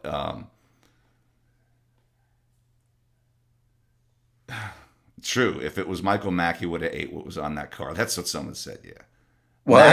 Mac was in on that too, and he let the guy have some information, put it that way, for free. So I mean, For free. he was getting all kinds of education out of the comment threads. If he didn't have one before, he was getting it. And I don't know. That's one occurrence, and I'm sure it'll happen again. But I think that same day I left some information that I knew as, let's say, truth coming from a Corvette exclusive dealer about what Chevrolet did when they made Corvettes from 17, 18, and 19. Last I was following that channel, which was a few months ago, there is an abundance of new cars on the market, and they have to give crazy deals to move even 18s, which are not even old yet.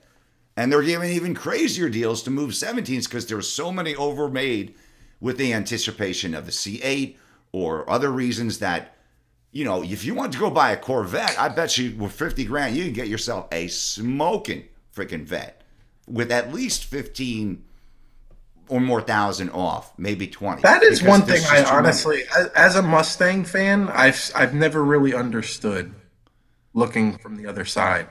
Like I don't understand why you can get a Z06 for $10,000 off. Like, but you go to buy a freaking GT500 and it's $10,000 added on top. Well, you know Like I what? just don't like if I don't understand it either. especially back on touching what we were just talking about before with all the stat comparers. Like I mean, those cars look great, they perform great. I just don't understand why there's such a big difference there in the way they can push those things. Well, But I it's the think same thing with GM all in the special general. body GMs, all the special model GM stuff. The Z28s were the same way. They couldn't get rid of those things. The ZL1s you can get, you can get a ZL1 1LE for sticker, no problem. All of those they don't have that same issue, and that is one thing I am jealous of. Yeah, I Being a would Ford agree guy, like, because you're not getting much for sticker. Anything outside of a standard GT. and being a fan of the Corvette, it makes it hard not to like look at it and go, shoot, I could go get a Z06, maybe left on the lot. Obviously, you'd have to do some digging, man. But let me tell you, there are some deals on Corvettes I know, because there's just too many, and I and they love can't Corvette. get. I mean, it should tell. It should be very telling if there are 2017s that are brand new with 0 to 2 miles on them, sitting somewhere. That something went wrong somewhere, and it didn't just go wrong for 1 year. It went wrong for at least 2 years because now you got 19s, 18s, and 17s in some of the same dealers. How Well, it's much a money do you snowball want to effect. save? Or It's a snowball effect because when the 18, unless there's a significant change, when the 18s, you got 10 of them still left over on the lot that you didn't sell. Now you're going to have trouble selling 19s because let's face it, you can get an 18 for freaking five, six, $7,000 cheaper, and it's the same exact thing. And you know what? I bought my 17 because it had 2,500 miles, my Mustang, and I got way more for the money than I would have if I would have bought the same, well, not a Roush car, but if I would have bought a new 18, say with a 10 speed, I would have paid more for the 18 and got less performance, is what I'm trying to say.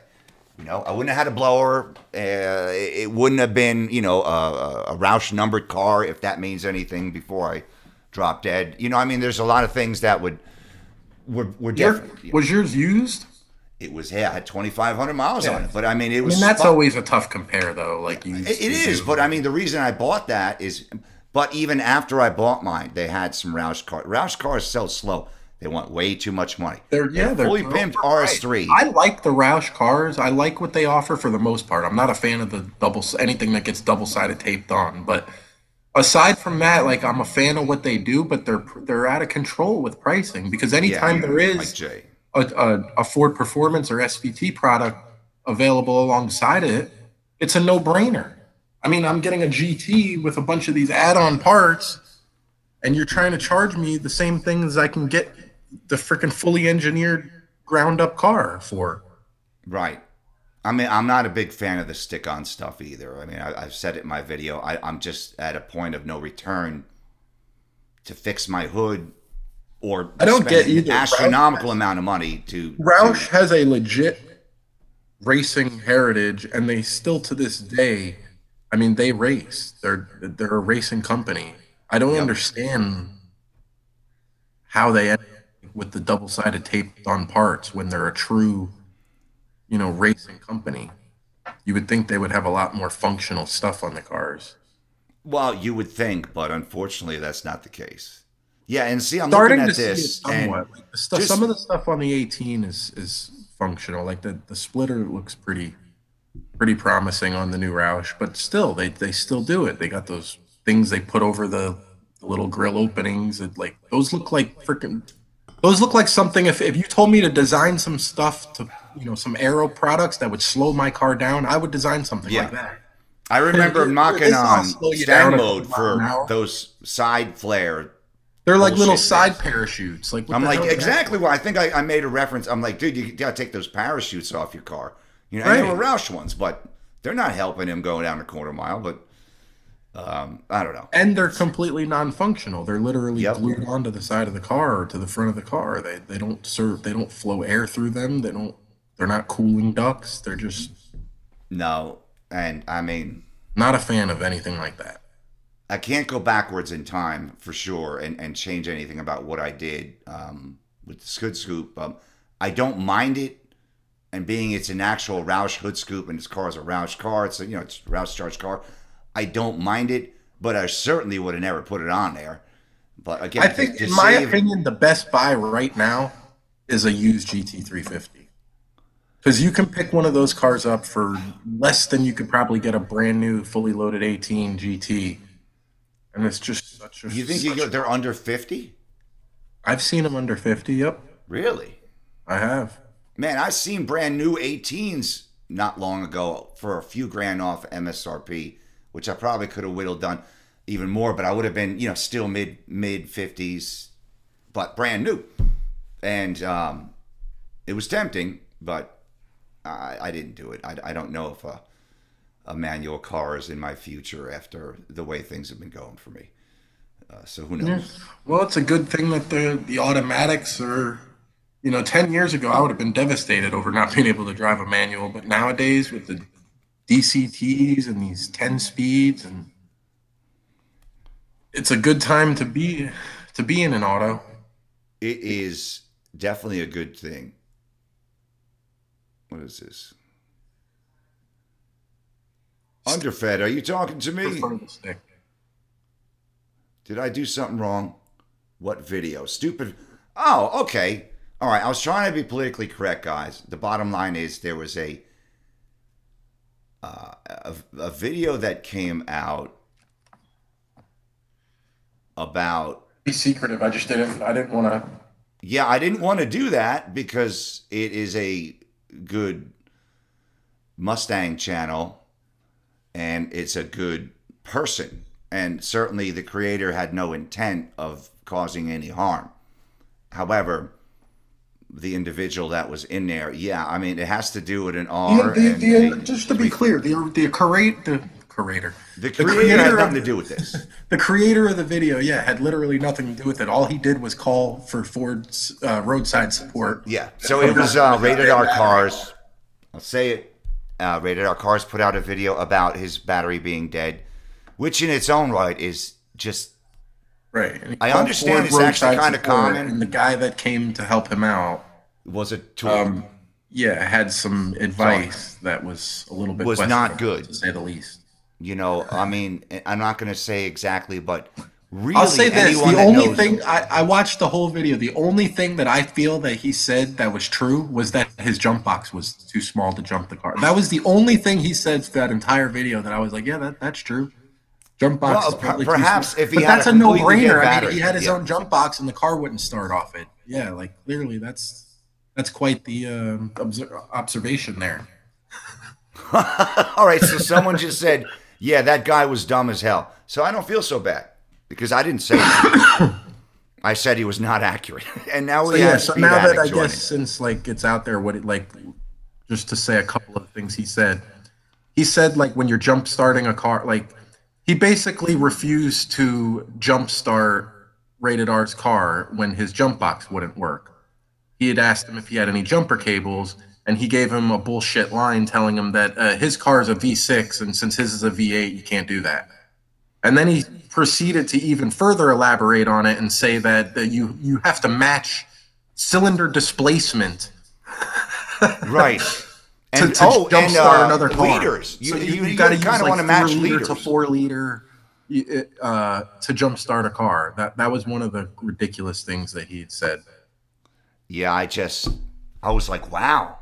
And you have to match cylinders. So V10s have to jumpstart V10s and V8s with V8s. And Tell that to the guy with the 6.7 liter Power Stroke who's got 2 batteries and a shit ton of charging current to jump a 6.2. Is it okay to jump a 6.2 liter Camaro? I mean, some batteries do have some pretty heavy fluctuations in cranking amps. No That could question be a about concern, that. But at the end of the day, I mean, the batteries all put out they're 12-volt batteries, and you're just transferring 12 volts from one battery to another to start the car.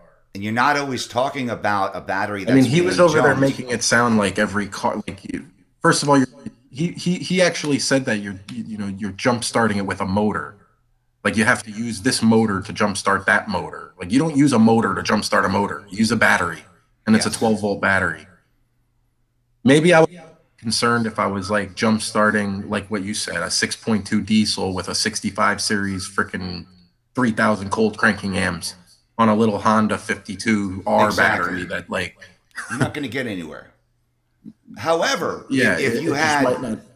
if you had a compromised battery but not totally dead, you can step down a size or two of vehicle because you're going to give that an instant whack of what's I coming mean, out of here's the cylinder. biggest hole in what he was saying. First, I mean, obviously it's completely ridiculous, but the biggest hole in what he was saying on the whole cylinder thing is guess what? Some of the hardest motors to turn are like he was saying, oh, you can only use this jump box on like 1-cylinder engines.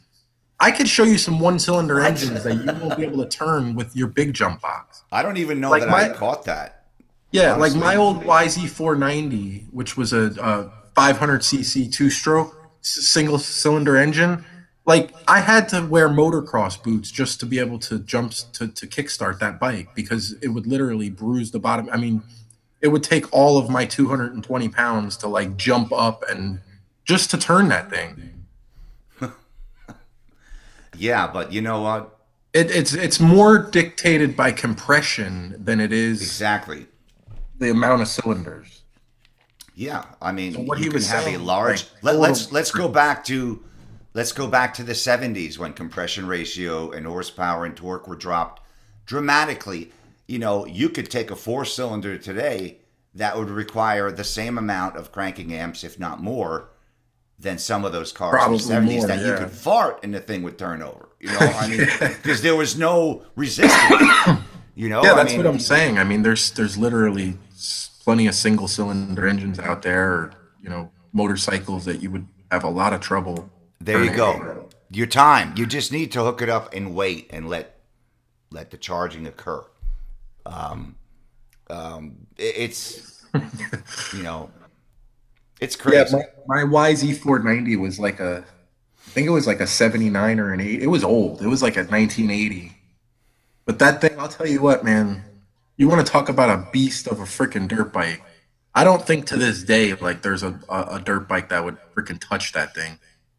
Man, I've kicked over some Sportsters my friends had, manually kicked over some Sportsters that damn near would, if it didn't complete the whole cycle, you damn near get kicked at freaking 10 feet away from that fucking thing. And you're not talking about a huge engine. You're talking about a V-twin, at the time, probably 80 or less cubic inches and not much power. But the just crazy amount of compression. Just ugh. What's up, Kevin? How's it going, man? So these guys on my channel want to talk about how I wash my car. I'm reading some. No, I'm kidding. They're talking about car wash videos, and that like there's so many car wash videos out there now, and they're giggling about it. It's funny. Wait till you see one of my car wash videos. It's 4 hours. Oh, I believe that thing will break your ankle, man. I'll never forget the first time I ever tried to jumpstart the YZ490. The guy was trying to tell me about it. He's like, man, I'm telling you, man, you ain't gonna be able to turn that thing over. Right. I'm like, man, look how big I am. Look, give me the bike. Yep. I freaking jumped all the way up in the seat, popped down, the thing didn't even move. Yeah, it was My knee just came up. Is all that happened. Your knee split in half, and the bike was there. Oh boy. I was like, wow. I literally had to go Yep. buy special boots Yeah. just so that I could turn that thing over. Yeah, it's crazy. But, again, I've learned from this situation with this gentleman, I'll call it, and I have to look at it differently. Well, the sad thing is like we're using him because that's the example right now. But the sad thing is he's a dime a dozen. Well, there was Especially kind of where I was nowadays with social segueing to media is and that YouTube and everything. Those guys the are a dime a amount of dozen. misinformation in general out there is unbelievable. That you can read a post and some guy's saying, It's not unbelievable that the misinformation's out there. It's unbelievable where it's coming from. It's unbelievable that you can call Ford roadside assistance and that shows up. well, at your because door. they're getting a deal on the guy. I mean, obviously it comes down to money. If they're going to send someone out like that who has your knowledge, let's say, to jumpstart, it's certainly going to cost them a bit more money than they are going to send that guy out with his cute little. Yeah, red- but where do you question like the integrity of your business? You know what I'm saying? Like I wouldn't. I think I'm not integrity- going to hire somebody like that for. Yeah, but integrity of businesses was thrown out a long time ago in a lot of respects because it comes down to the almighty dollar, period. And that's a whole nother discussion. But in my experience in two huge corporations, it's not what it used to be when I started. Not even I mean, at close. the end of the day, really, now that I'm thinking about it, like roadside assistance, the guy doesn't really have to be so knowledgeable. He just shouldn't be giving out advice. The guy's supposed to come there and put gas in your car or jumpstart your battery, or maybe he bust out the old tire iron. But he's probably the position probably doesn't require you to be knowledgeable, but you shouldn't be out there like giving mechanical advice either, especially when somebody's got a camera in your face.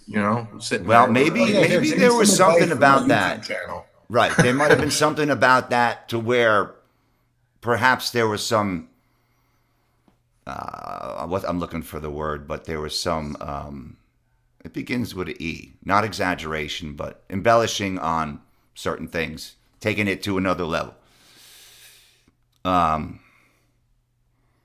Every damn GM car from the 80s had a headliner that would stay up for 24 hours. Oh my God! best. Remember, that's so funny you said that. I was just talking about that recently. I just recently noticed that cars' headliners stopped falling down. I Well, remember you know what? I was so used to I them with the remember cars I like 10, drove. 15 years ago, every car that was like over 15 years old or 10 years old all had the headliner hanging down. You'd always see like the little pins up there holding the headliner in place. Yep. You don't really see that anymore. No, well, you They don't, finally but figured out headliner glue.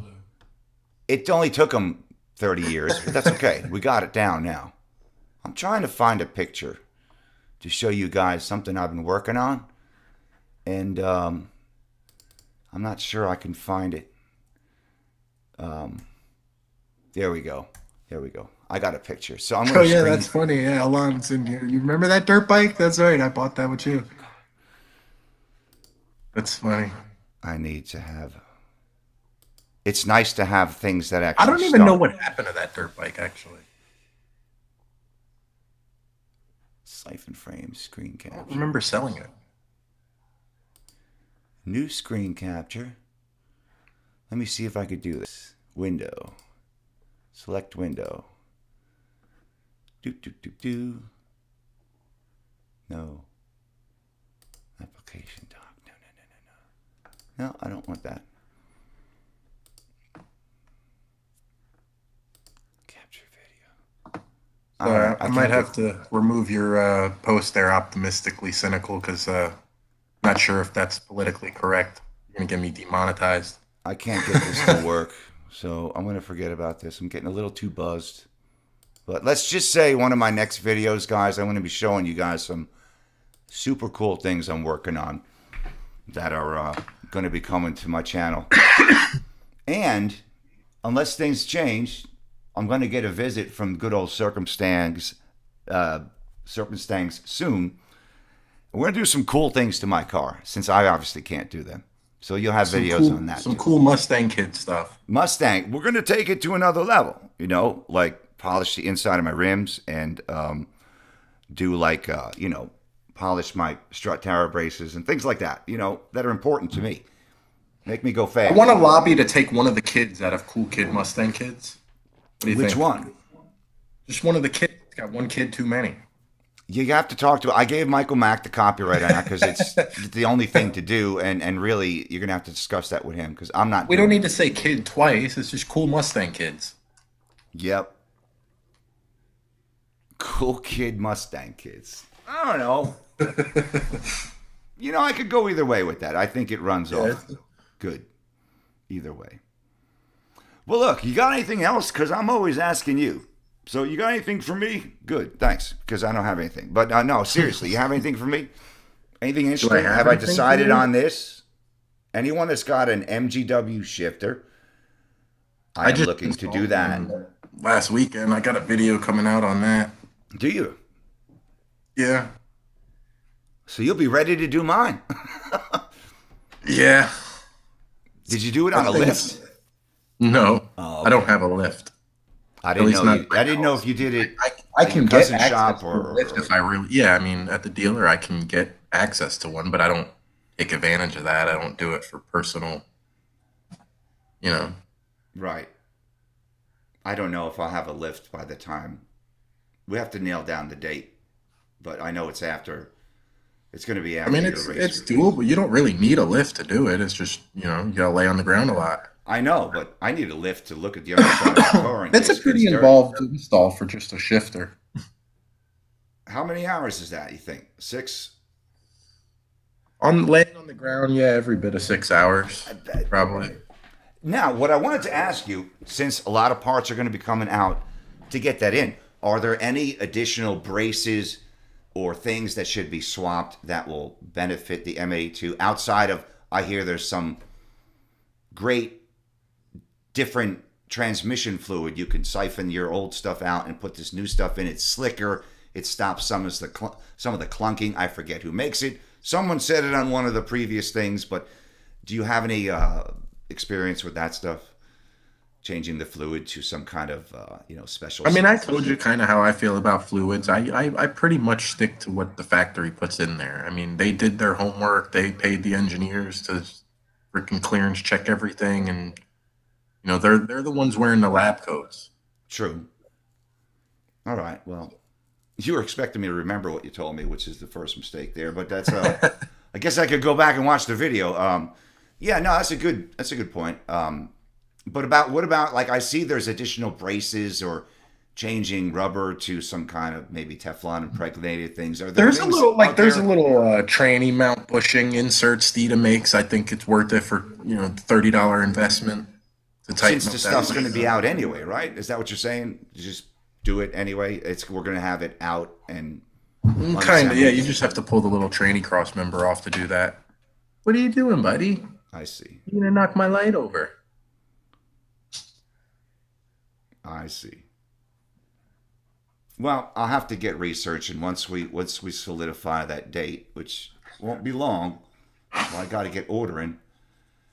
Yeah, yeah. We'll figure it out once I get back from Alabama next Right. week. We'll figure out what we're gonna do. And if it runs into, more than a day, maybe we'll surprise stream that evening. Who knows? Why not? Yeah, definitely. I mean, it'll be fun. What do we We have just gotta here? find, enough stuff to do. I What else? told you I will order as much shit as you like. We just got to make it good for you You want because you want to order a Helion kit? I think the guys on the channel would love that. What do you think, guys? for who? For me or for you? I mean, you can order one for me if you want. If I ordered a Hellion kit, I would do it on a automatic, plain Jane, non-Roush I car. love turbo car. I love turbo manuals. I I'm bet you with the whole, it's an for a big experience. single turbo, I'm kind of with the whole, the auto thing. You really got to get that thing spooling, and it's good to be able to make some boost, generate some boost before launch, where you can do it with a manual. You can anti-lag and two-step, Mm-hmm. but twin turbo, man, there's nothing wrong with a manual. You run two smaller turbos that'll get you. See, a lot of these kits nowadays, they're all over turboed anyway. All these kits are designed to run freaking 12, 1300 horsepower, and most guys want to bolt them on and make 6 or 7 or 8. So you could, really properly sized turbos on the car and have no problem making 800 wheel and then have really good spool characteristics. Right. That's what I would do if I was going to build, if it's not going to be a trailer drag car, I'd build something with some really properly sized turbos on it and make it a really fun car. But I'm a sucker for that big turbo noise. Like, I love big single turbos. I'm not used to any of that, but it certainly sounds like a heck of a lot of fun to have it set up with or without a stick. I mean, with a stick would be great, a manual, but even without it, it should be I've great. always used nitrous in almost every. I've had nitrous on probably 60% of my cars, so I'm kind of known for that. Like, but I've also had quite a few turbo cars, and the nitrous thing is really, it's just the. I've used it my whole life, and it's always done well by me. Like, I've never even popped the motor on it or anything. Like, I've never had any. One time I did lift my heads on nitrous, but that was on a boosted car, so that was a Fox body with 12 pounds of boost and a 50 shot, and I lifted my heads once. But other than that, it's cheap to set up and it works. So that's why I always kind of end up with nitrous on a lot of my cars. But I freaking love turbos. Like, I have a passion for turbo cars. Well, honestly, if I was going to do a build, I think because of the way my health situation is not getting better, it would not be a manual car, number one, and it may not be a car, number two. It might be an F-150 type of deal where I can actually get, far more comfort out of the vehicle than I get in any kind of Mustang or car. Yeah. So keep tuned for that. I don't know when that would happen, but we'll see. There's a lot of things, a lot of irons in the fire. I'm waiting for some test results that I had done last week to see where we need to go with this, if anywhere, to kind of deal with some of my new issues. But Well, seriously though, what else would you want to do to the car besides the shifter? the wing, the shifter, I want to tighten the lug nuts right. I want to get I want to the tighten hood the wrapped, see how that comes out. I want you hood to put wrap. You mean the roof? yeah, that's what I meant. I want to get the hood Okay. scoop back on. which can require some re-drilling of the holes because they were not done correctly, and it won't go on straight, which is half the reason it came off the first three. And the tape let go. It was, whoever put it on effed it up. Like I said before, man, steering a GT350 steering wheel. Yes, that too. I forgot about that. A set of wheels and tires and a shifter will turn that car into a completely different animal. The one thing I can't guarantee is I'll have the funds for the wheels and tires at this time. But and when I say a completely different animal, I mean like driving, like just the driving experience. Well, that's what I mean, because really I can't get anything to the ground in order to make. You know, I mean, in all honesty, dude, your next mod should be a no-brainer. It's a Roush supercharged Coyote, dude. It cannot be on a 275 Pirelli. All right, so that leads me to this question. Xander's talking about selling his rear, clones. Oh yeah, that would be a perfect setup for you. I mean, I'm just something I could take and put on there and kick the shit out. Those got the 10-inch wheels for the rear. Yeah. They'll match your front wheels, and there you go. So I'll see what I'm gonna Instagram. I mean, you might need to replace tires sooner than later, but for now, just go in and I would go with Mickey Thompson since you're having such good luck with them.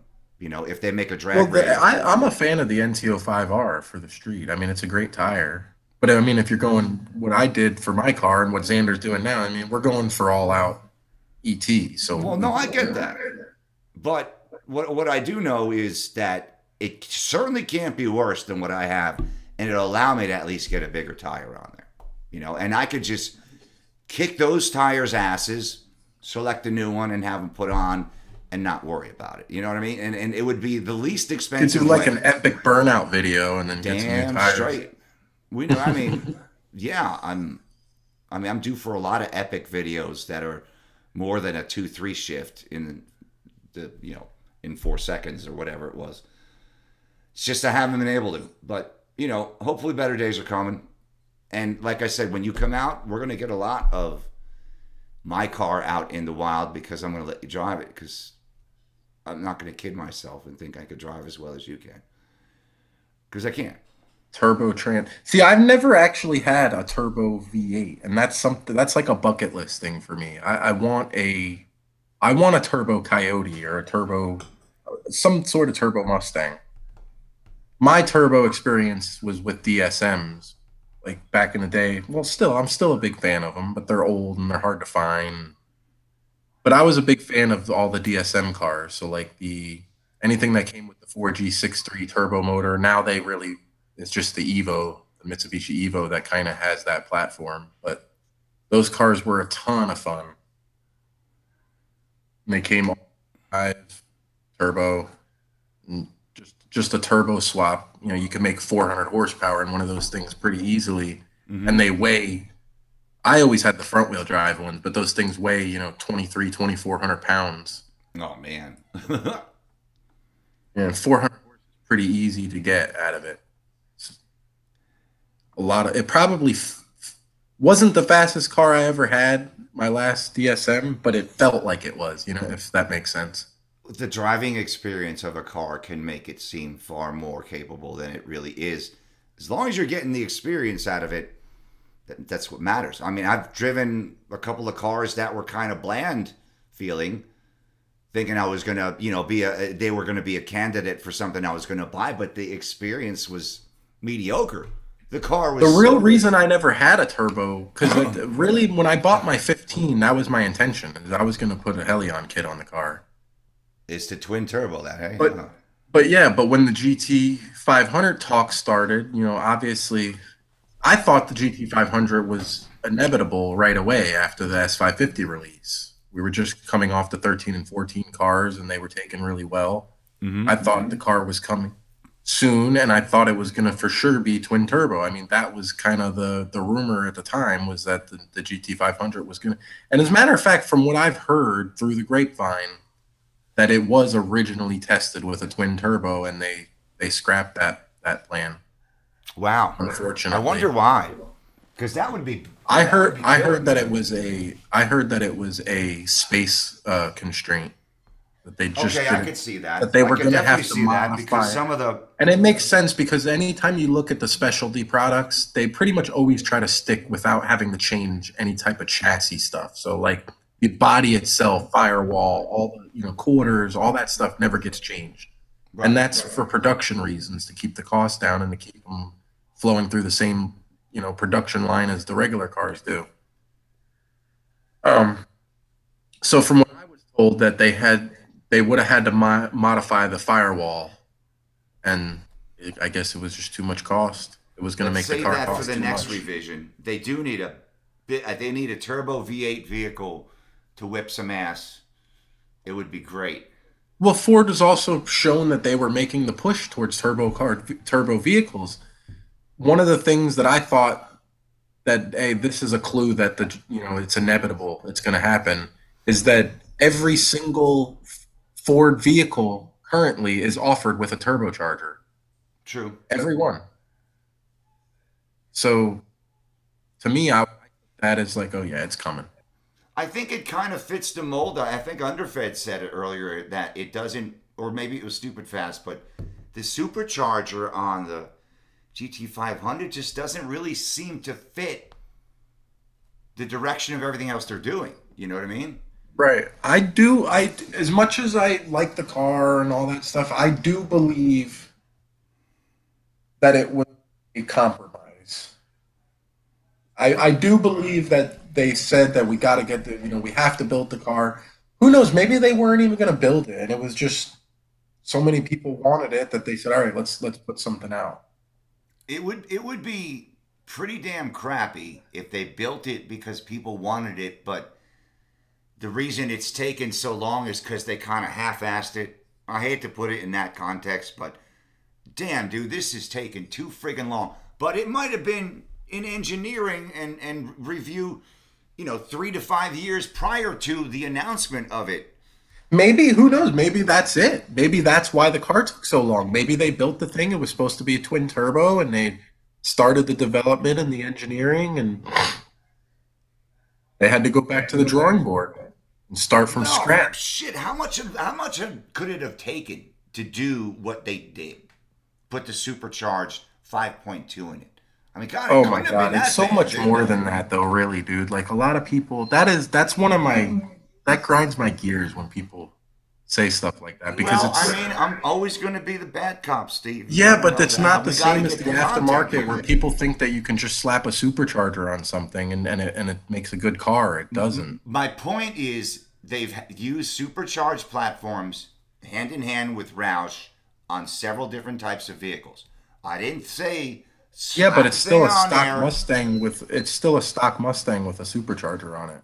There's Yeah, but I'm nothing done saying to the your experience engine on a level is Roush. there. It's not like they've never done Okay, this. but here's what I'm saying to simplify it for you. When they build an engine like the Coyote, the regular engine that goes in a Mustang, all of the stringent testing that they do, all of the durability testing that they do is based on the way that engine is assembled. So as soon as you go and slap a supercharger on it, you can't argue. You can say yes, it worked. You could say they've been selling them. You can say, but you can't convince me that it was designed that way because it wasn't. It Right. wasn't designed. That engine, nothing is done to that engine on a Roush to accommodate the supercharger. Nothing. They literally slapped a supercharger on top of an engine that wasn't designed for one. When you buy a GT500, you're not getting the same thing. You're getting an engine that was designed for supercharging. Look, they put the Roush badges on the car. If that doesn't prep the thing, I don't know what does.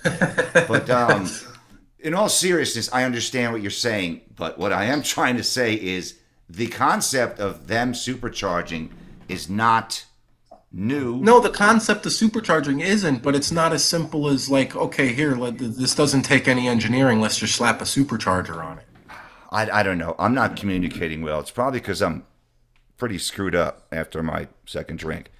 Well, However, your question, you said, what do they have to do to get where they're at now? I mean, they had to do a lot. They have to do a lot to I'm not. design I'm a not car. saying they didn't. But what I'm saying is, if they I mean, truly here's the turned thing. At the end of gears, the day, if they with the truly route, changed gears and went from turbo to this, it just seems, and maybe I'm wrong, dude, but it seems like an awfully damn long time to get to where we're at.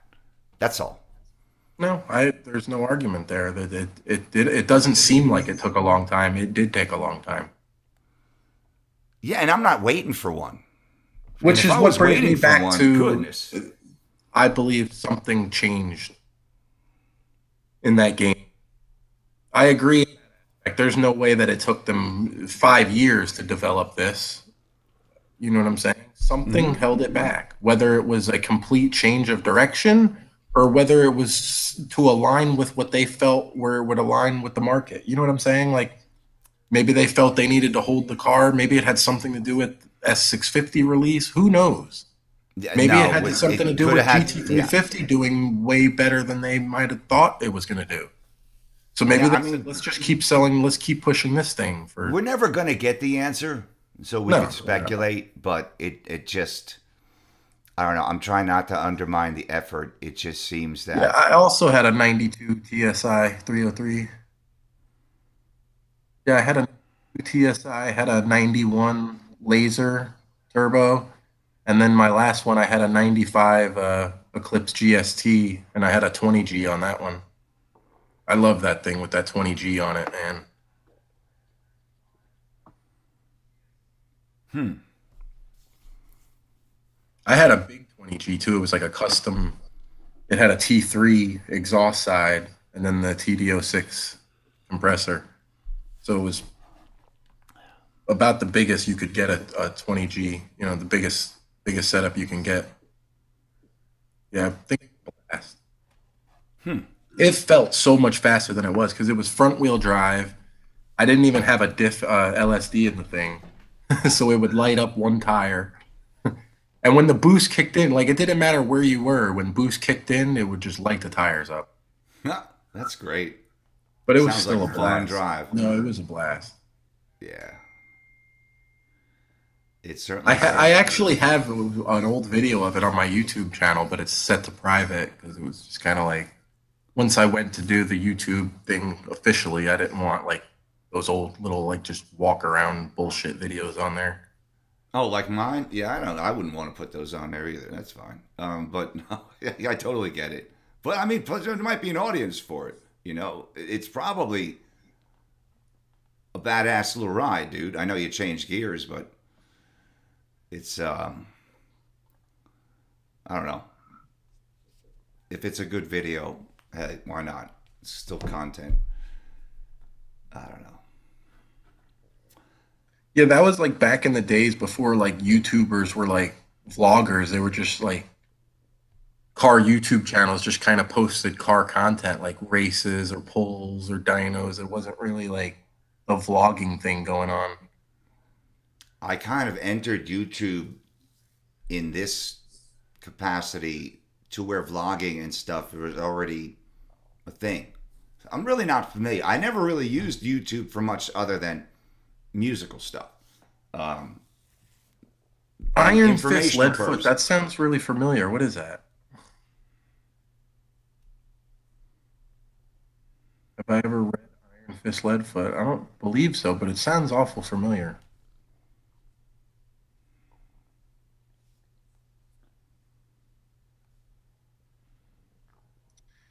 I want to build. I would like to bring a DSM build to the channel, honestly, guys, because it's just hard to find a clean one.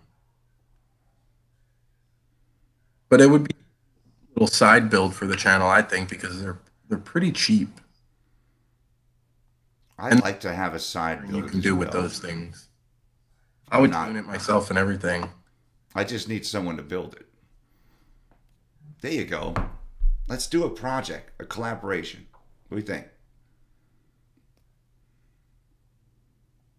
The book of the story of the build of the '03 Cobra. Hmm.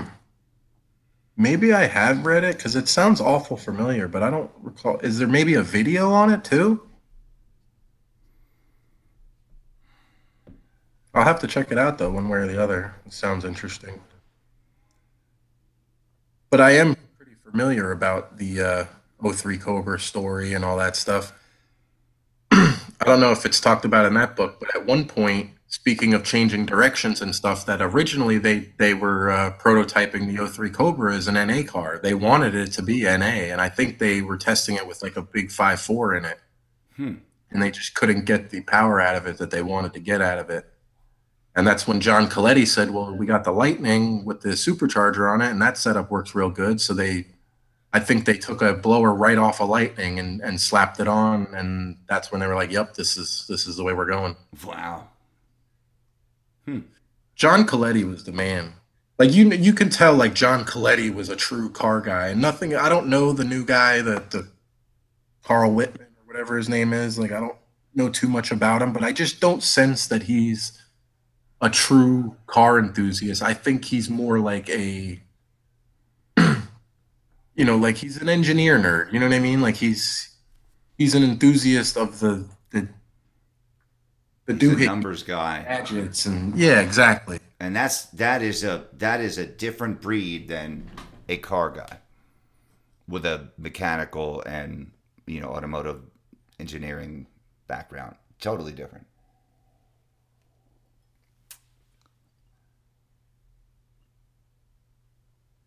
Yeah, the '03 Cobra, man, that car really changed the whole freaking world, I think. That car's car for everything that we have now.